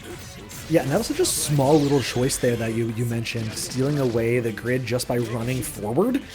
Trying to buy a little bit more on the cycle progress. It was a really aware play there coming out from BlueReverb now. Trying to get the round into his pocket in the corner. Not quite enough, though. Another whiff punish with Needle here, this time coming out for Shaly. Again, spend the EX, get the good disc Oki here. But so far, everyone's been blocking the float pretty efficiently. Used to the setups at this point. This is your character. Yeah, spending the IW, got that minimum base damage to close out the round. One apiece here. Shaly not trying to play around with that round. Shaly gonna lose all that bar, though. Definitely threatened here with the additional whiff cancels after the projectiles. Yeah, you are already seeing Blue Reverb zoning because they know if you do a clash with the Needle, Blue Reverb's the only one who'll be able to whiff cancel into the EX, guaranteeing the punish. The fly going low is blocked, and we're trying to box in for a minute. Green shield into the CS into the flash kick. Keep that turn firmly in your control, Blue Reverb's thinking. Overhead, double overhead into the pillar. CS for the challenge. Good defense coming out from Shaly, not scared at all. Oh, 2C not connecting there. Shaly gonna drop, but find the reset afterwards. And getting that coast-to-coast carry down into the EX wheel. Hard knockdown with the 6-6B into another wheel. Throw after the chain shift. Not concerned about any flash kicks, but Blue Reverb getting the hit he needs. Not quite enough. And the double cross-up on the fly. Breaks the grid, breaks the life bar, breaks that set open. First game in his favor. Crazy overhead. Yeah, we're talking on Twitter about how that mix is reactable. Need to block that one. I'm sure certainly not blocking it. Well, didn't even have kind of the EX ender there. Couldn't get the good Oki, just going for the float over float back. Blue Reverb gonna take that first game. And Shaly looking to answer back, trying to get this round off to a good start. EX wheel 6-6B into the wheel to lock down. Tick throw. Oh, looks like he was going for a delay tech. Gets a throw of his own. Shaly answering back with a vengeance in this round. Violence is the choice. Okay, Shaly. Yeah. Once again, though, at the meter deficit, which can be so significant when the whiff cancels are available on these projectiles. Ooh, grid break with a run-up throw. And just running up with a 2A mash to try and open up. I see you.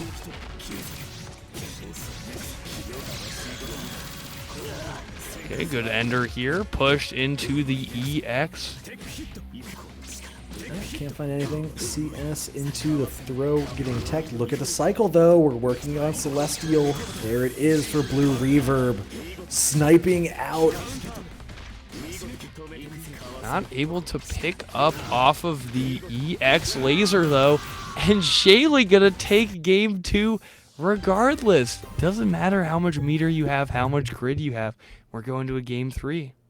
Yeah, health is the resource that matters the most, and if you run out of that, well, I'm perfectly happy in that case. Slow start here. Some up backs against Needles. Run up is teched.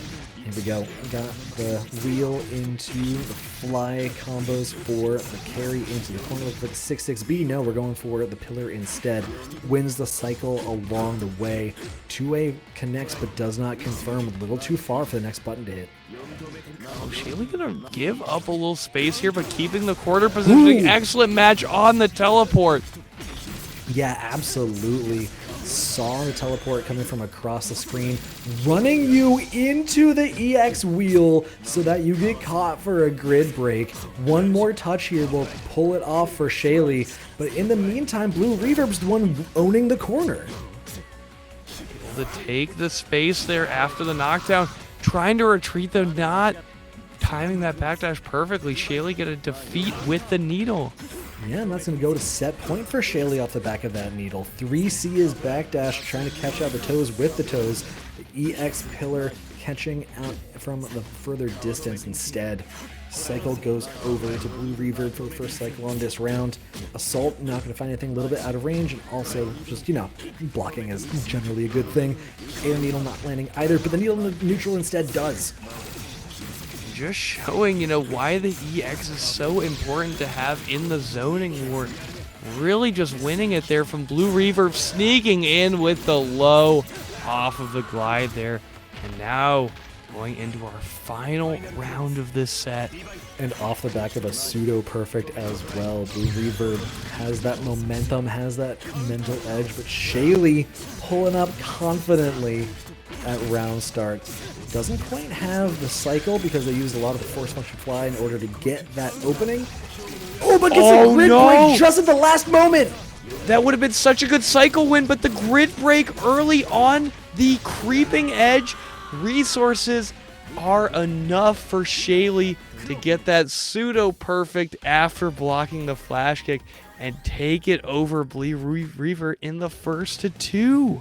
Man, that is a heartbreaker. You have something on your side. You can spend the CS to try and reverse the momentum, have so much of that meter to work with, but no, grid break snatches the cycle out from under you in favor of Shaly and riding that win straight into the losers finals against Defiant. We got our top 3, which means Matcherino needs to have as few codes as possible. Matcherino, thank you so very much while we get into this losers final game.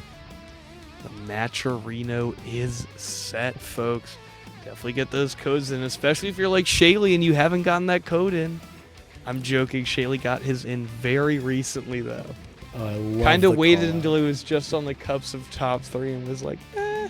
Am I getting a payout? No? Screw it. I'm not contributing. I gotta get mine. Nah, we're kidding. Shaly's good people. He's like, I better at least be 4th.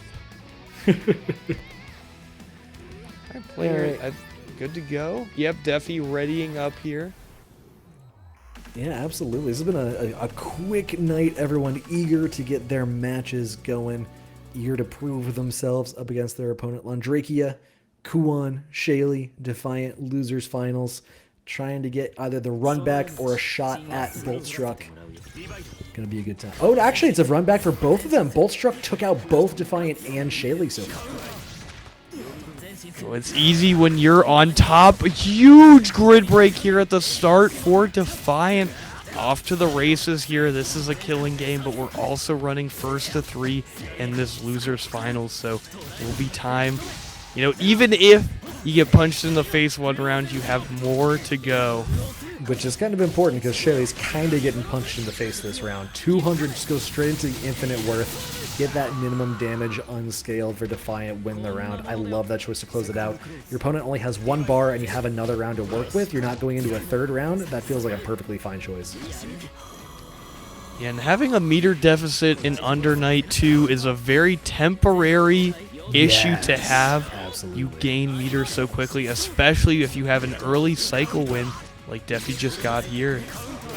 Yep, looking for the first CS usage after Shaly lands this combo.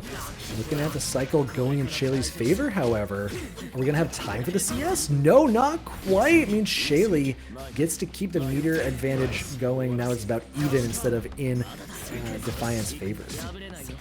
Rising JC going to be defeated by the B flash kick. They're faking the jump in, and the Celestial now for Defi. Spent. Oh, what a confirm! Yeah, getting the ice drop to get the freeze from halfway across the screen. Another freeze from halfway across the screen coming off of the ice rain. Looking for one more. Flash kick is baited off into the turret. That's going to be a big win for Defi here in game number 1. Excellent patience there from Defi, finding the flash kick. And what a quick first game here. Yeah, that was very, very confident from Defiant. Shaly had good looks, absolutely, but never really felt like Defiant was out of control. Here we go. Shaly trying to play a little bit more range for the up back into the air needle, but not finding anything yet. Defiant very willing to give up space in order to control the space. Using those big forward advancing buttons like the Rekkas and whatnot to keep Shaly locked in even if there's space given up and over the middle. Oh, checks the rebuy. Ooh, the overhead Rekka catches Shaly unaware. Throw is tacked. CS comes through to keep that meter flowing exactly like you were saying. You can build that back so quickly in this game. Doesn't even need to spend it to win that round. Defi with 3 straight. Super high momentum here for Defi. Projectile Ward. Nice shield there from Shaly. Gonna take this grid advantage. But gonna get cleaned up on both sides. And Defi baiting these throws so well from Shaly. Yeah, use force function and then assault into assault so that you can give up some grid, but then buy it back twice. Now catching out the creeping edge with the mash, baiting out the flash kick. Is there anything Defi can't make happen in this set? He is deep into Shaly's head right now. Maintaining the cycle, infinite worth potential here, minimum damage, smart steer, but 3 bars away, 3%. Oh, that is tragic. Just needs the one more hit. Flash kick for Shaly. Gets the turn, gets the cycle, has 200 meter to put behind us. Is this actually going to be the comeback? Well, now no meter for Defi. Whiff on the J2C, but definitely can wait this out. Time is on Defi's side, and an early hydroplane on the Rekka to catch low and take that game over Shaly. Deny the clutch. That would have been such an uphill battle for Shaly to make happen. And, you know, Kuon can absolutely do that, but Defi a little too solid. Now finding the punish with the Rekka all the way into the corner at the beginning of the game, winning the first cycle as well. Concentrating during the freeze, finds a second freeze here. No, not quite, but that's okay. We're just going to go straight into more damage to back it up with all this meter. Great here. Once again, Defi just off to the races. Nice little chase down here. Fakes the throw, going with the strike instead, and finding the perfect. And Shaly's been really heavily representing the creeping edge to try and get out of the corner. And Defiant has reacted every single time. Like, it has been punished, thrown back, matched out, something. There's been an answer every time. But Shaly, the one with the answers this time, wins the cycle off the anti-air. And it's going to be one wheel into the 6-6B, into the second wheel. Throw is teched. Ice Rain is still going to land? I imagine that was a B flash kick input. Shaly maybe without the charge. Now, though, Shaly going into this next round with a big meter advantage. So important. That was 5 rounds straight for Defiant. Shaly finally getting around on the board. Really maybe needed too that. little too late here. Yeah. Defi on set point, looking to get the double perfect, interrupted by a round. Looking for a freeze, but finds a flash kick.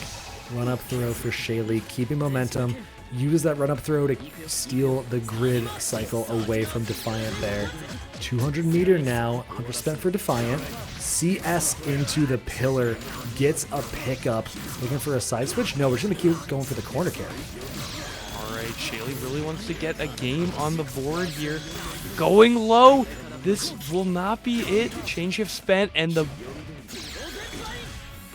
Oh, that is tragic. The wheel didn't quite lock down. It was charged up, so it went high, which means Shaly didn't find the last touch they needed. Defiant whiffing as well. CS behind the fireball just to try and run their way in. Shaly trying to play keep out. Both players got perfect hits to end, but we're not able to convert any of them. Chain shift now, hydroplaning, pick up. I don't think this will be enough. I think we need one more guess. Even with the freeze set up. Can we go EX? Oh, kills! I lied. I cannot believe that. I thought for sure that was going to need another touch, but no.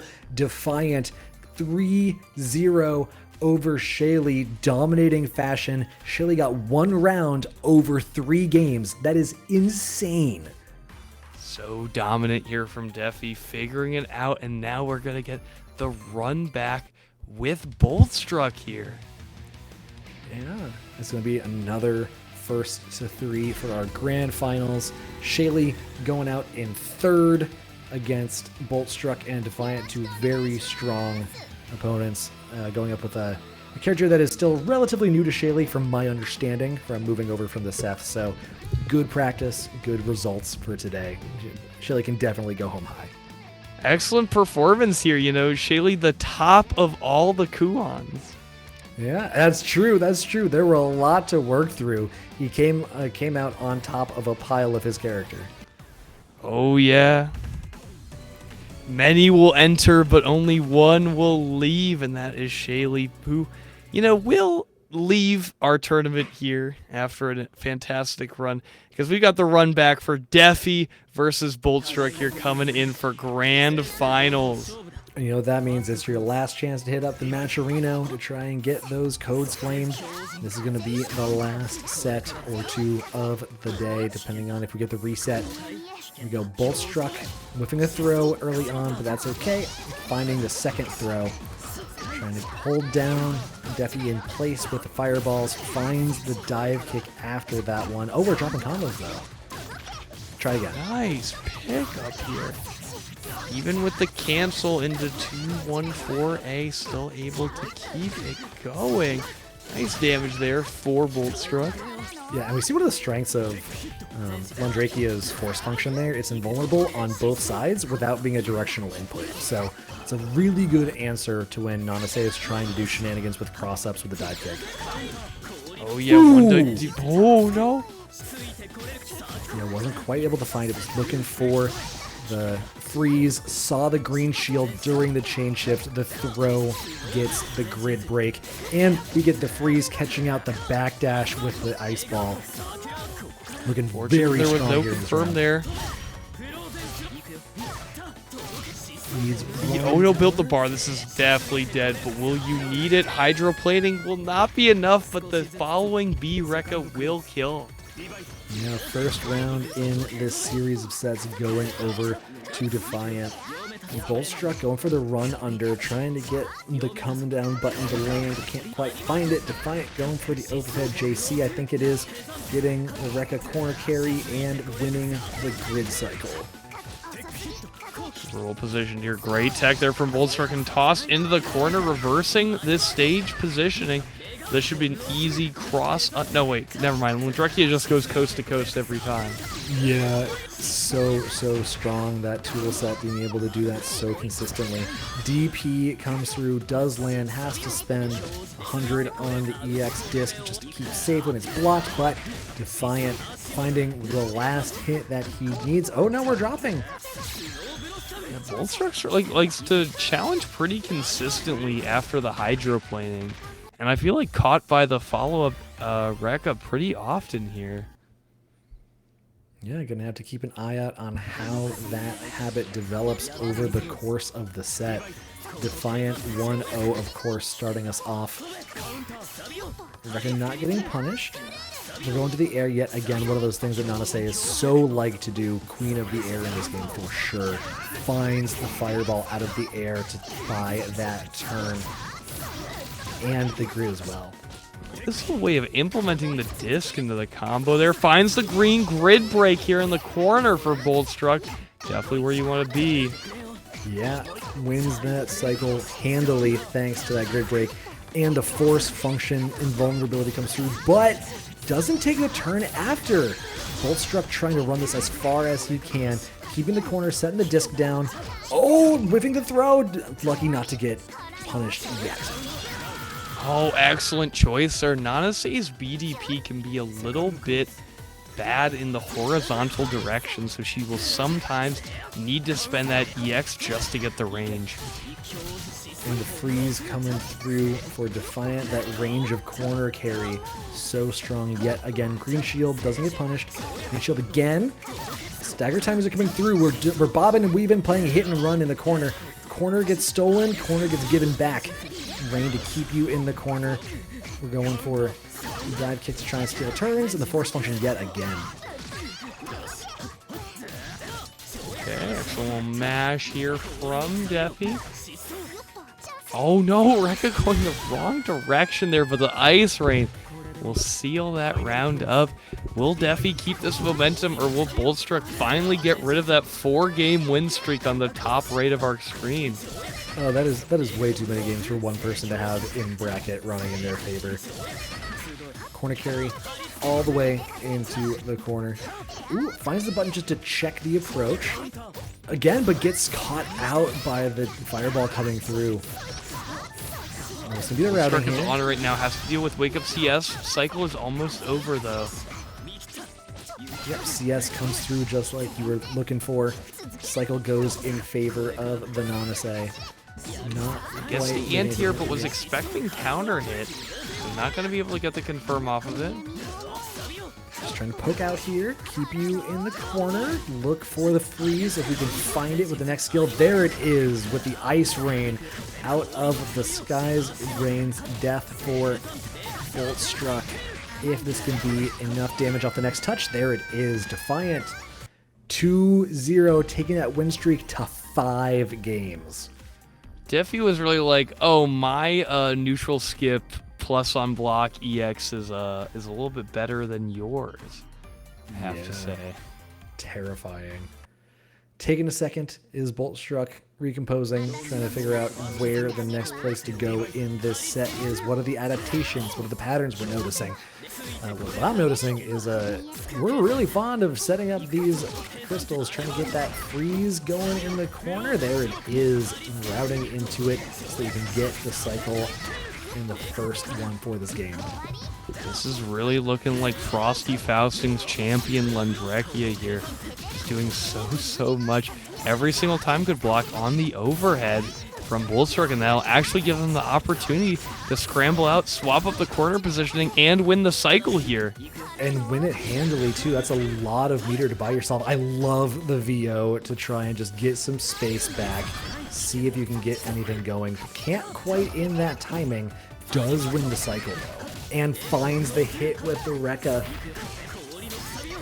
Able to threaten Ice Rain just so many times, though, from Defi. Really making Boltstruck guess on the jumps here. Oh! All right, folks, are we getting to 6? Can Defi do it? One away from the reset, like you are pointing out. Very astute as we come into this last round. Cycle going back and forth early here. Force function to keep momentum on Defiant's side. Trying to use those big icy buttons, but nice and cool is the composure from Boltstruck winning that cycle. Ice Rain comes down, nothing doing.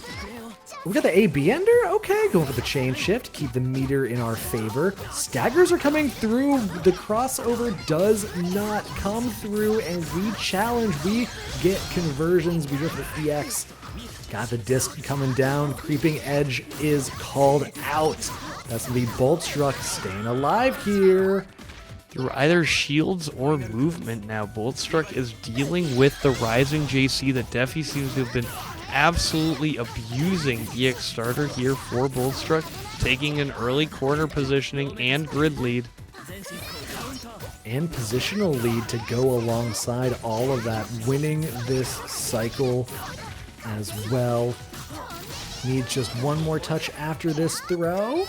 We go for a triple overhead. Defiant says, you know what, fine, I'm just going to run straight under you. I don't need to deal with this. Guard thrust to hold the corner. Oh. And the force function to keep it going. A little stagger here. Oh my gosh, destroying the projectile with the 214B into the dive kick follow-up. Defi gonna lose that win streak, but still up 2-1 against Boltstruck. Yeah, has to work for this reset now, though. Nothing's coming for free here tonight. Force function keeping momentum from running away with it. We got a lot of grid in favor of our Nanase here. Really kind of going back and forth there with the shield usage at the end, but still wins out the cycle. Defiant trying to keep things going here, though. Ability here, projectile war happening. Nice shields from Boltstruck here to win this grid. Yeah, and Defiant looking to win the grid back, though. Even through the force function usage, still maintaining a healthy lead thanks to the shield usage. Throw is teched, and that's going to be Celestial coming out from Defiant. Immediately spends it for the CS to buy himself 200 meter. Huge advantage here for Defiant. Meter to spend already with the Ice Ring. Get those plus frames and threatening huge damage if you mash there. CS force function. Give me my turn. Oh no, the throw for Boltstruck though. Oh, but the fireball comes through anyway, lingering on the screen as its own entity. Yeah, that Nanase getting get down, Mr. Fireball. Yeah, body exactly. Blocking the EX, making sure that that projectile finds its way to Defi. Ooh, the EX dive kick coming through just to get a side switch. Defiant going to win this cycle, but doesn't have the positioning. In danger here of losing this round if he can't get momentum in his favor like he's doing right now. Rekka into the CS to try and buy something. Check the time, check the time. 12 seconds remaining. Who has the life lead? Defi barely, and Defi will take the round, so there's no reason to really question it at all. All right, set away, or round away now from reset.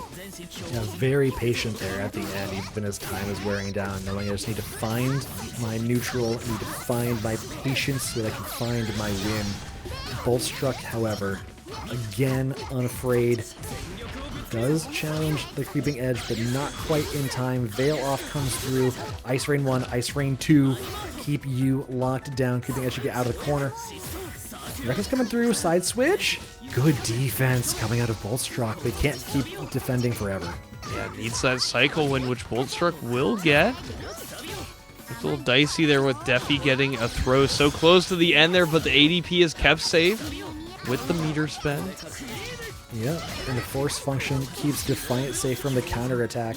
Turret set down just to hold on to the neutral, but charging in along with the CS means Boltstruck is in firm control of the situation. Gets the hard knockdown, finds the 2A meaty, brings us to a game point here, going for a 2-2 with one more round. It would be crazy if Boltstruck could put the brakes on Defi here, but with no access to shield and taking all this additional damage from the grid break, it looks so hard for Boltstruck right now. I love the way Defiant backdashed first before putting down the turret, just to control even more space and let yourself run up behind the turret. Now sending another one right on top of Boltstruck to lock you down as hard as possible. The ice shards coming through to keep the lockdown going, freezes you up out of your chain shift. Doesn't have any more meter to put behind us though, so can't convert into a win. Counter hit trades isn't enough either. Okay, 2-2C. And is really struggling to find either the anti-air or the air-to-air in that situation. But as I was talking, Defiant will reset our grand finals here. Now 0-0 with both players on the loser side. Yeah, a 3-1 where Defiant looked very, very comfortable in all of those wins. Definitely had a lot of steamroll potential in most of those rounds. Boltstruck definitely not going down without a fight, though. Did win one of those games and in pretty dominating fashion as well. So not one to be counted out. These two have a long way to go still. Yeah, definitely a bit of a barn burner coming out here. Boltstruck kind of finding the footing there towards the end, and now off to the races post reset. Creeping edge gets called out. Force function coming out for Defiant, just to kind of keep things stabilized a little bit. There we go. Finds another catch. We're going coast to coast as we've seen many, many times. The Vondrakia special. I cannot be left in mid-screen. I simply do not belong there. Finds the counter hit as well as the cycle with 200 meter to back it up. This is Defiant's round of leads. Yep, I think it'll put us in last touch situation here. Yeah, infinite worth, even with the increased minimum damage, is not going to be enough.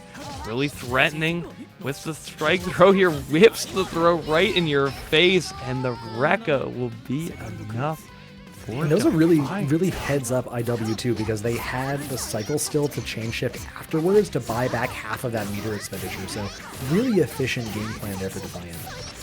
Yeah, also make sure that even without an EX cancel, you are allowed to overextend, knowing that the chain shift will bail you out there, just like it could potentially do here for Boltstruck as they find the green shield and bait the guard thrust. That is your only option after someone spots green shield in CS, and Boltstruck very aware of the RPS. They're going to bait the guard thrust and take the round.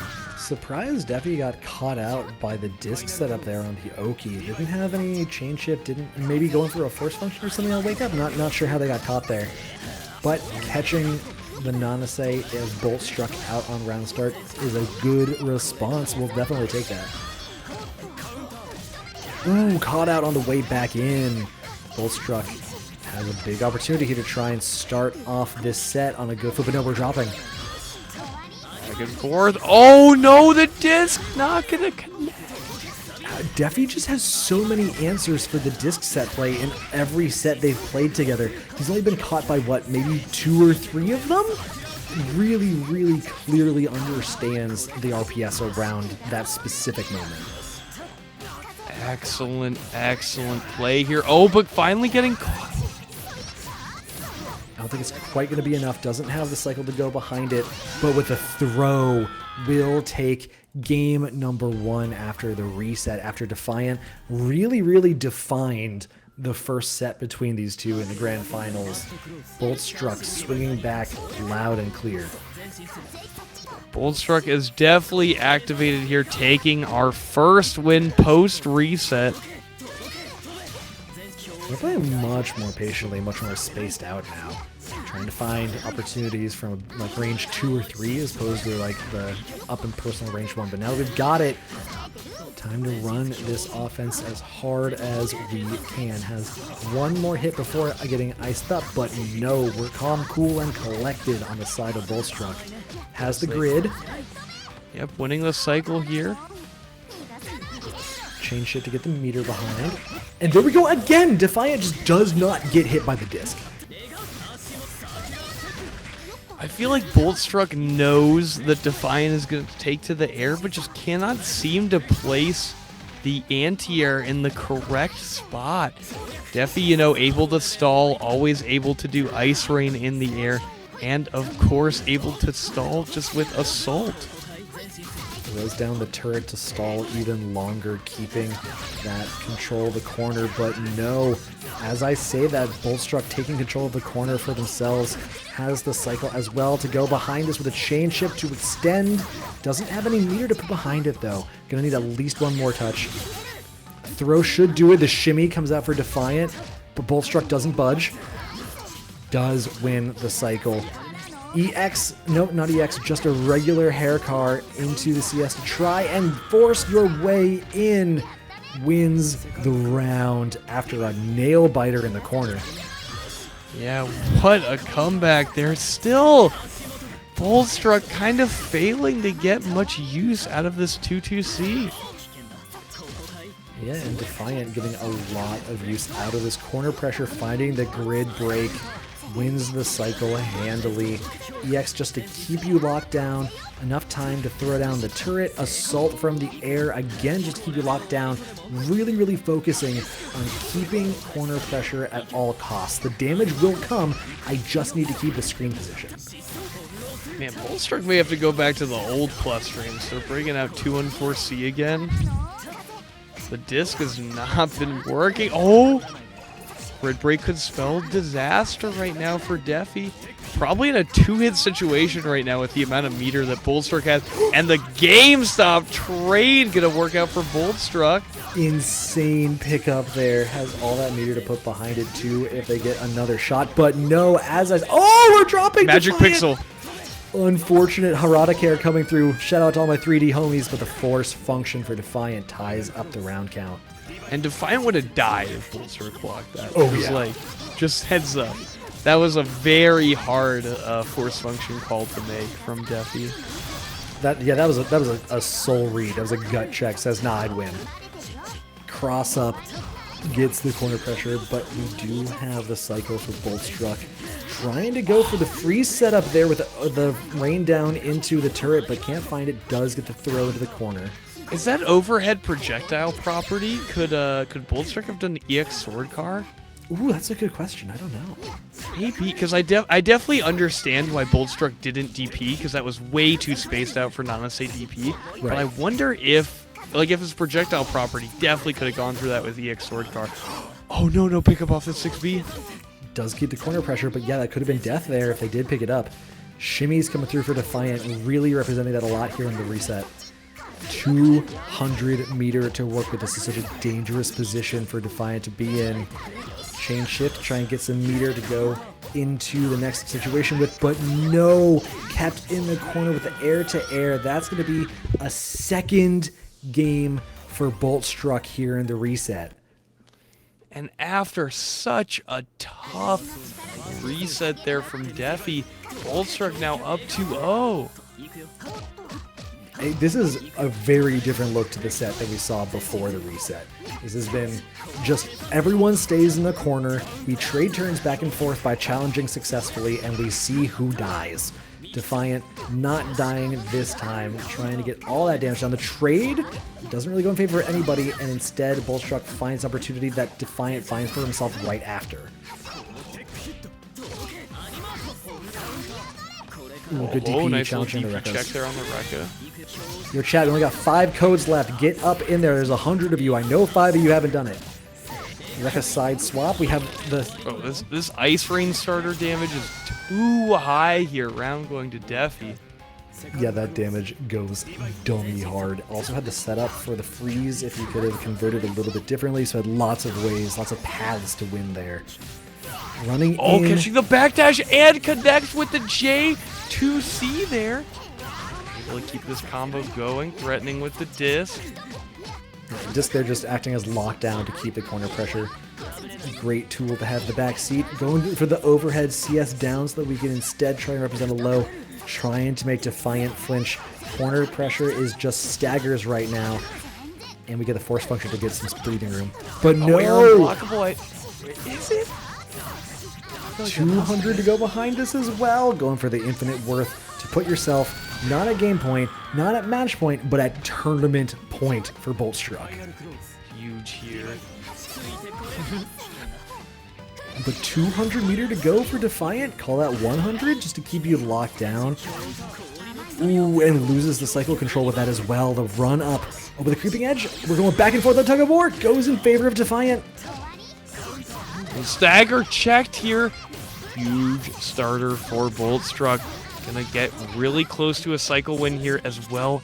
Keeping Defiance back to the corner. Stop sign pushed out with the 5B. Ooh, chain shift into the throws. We have meter to work with when we get you into the corner. Now we'll go back mid-screen with another throw. Cross up, doesn't flinch. Shielding coming through for Defiant, try and win the cycle. But no, it's still going in favor of Boltstruck. I love the assault there to try and win a little bit more grid there for Boltstruck. Going for the infinite worth and catching the jump back JC, taking the tournament, winning 3-0 after the reset against Defiant. Are you kidding me? The hardest of callouts. Defiant takes to the air to try and jump out of the corner, and Boltstruck says, I got this. I know what to do. Presses the big red button, wins the tournament off the IW. If that isn't worth one more Matcherino code claim chat, I don't know what is. Congratulations, Boltstruck. Damn. Yeah, gonna be entitled to that Matcherino money and all the code claim. Thank you so much, Uni community, everyone tuning in this Wednesday to Boston Blue Beats. Thank you so much. That'll do it for us here.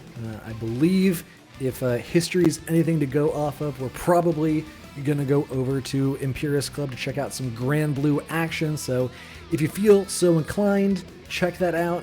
Tell them we sent you. Have a good night, everyone. Love you tons. Thanks for coming out, and we'll see you on Monday. Peace.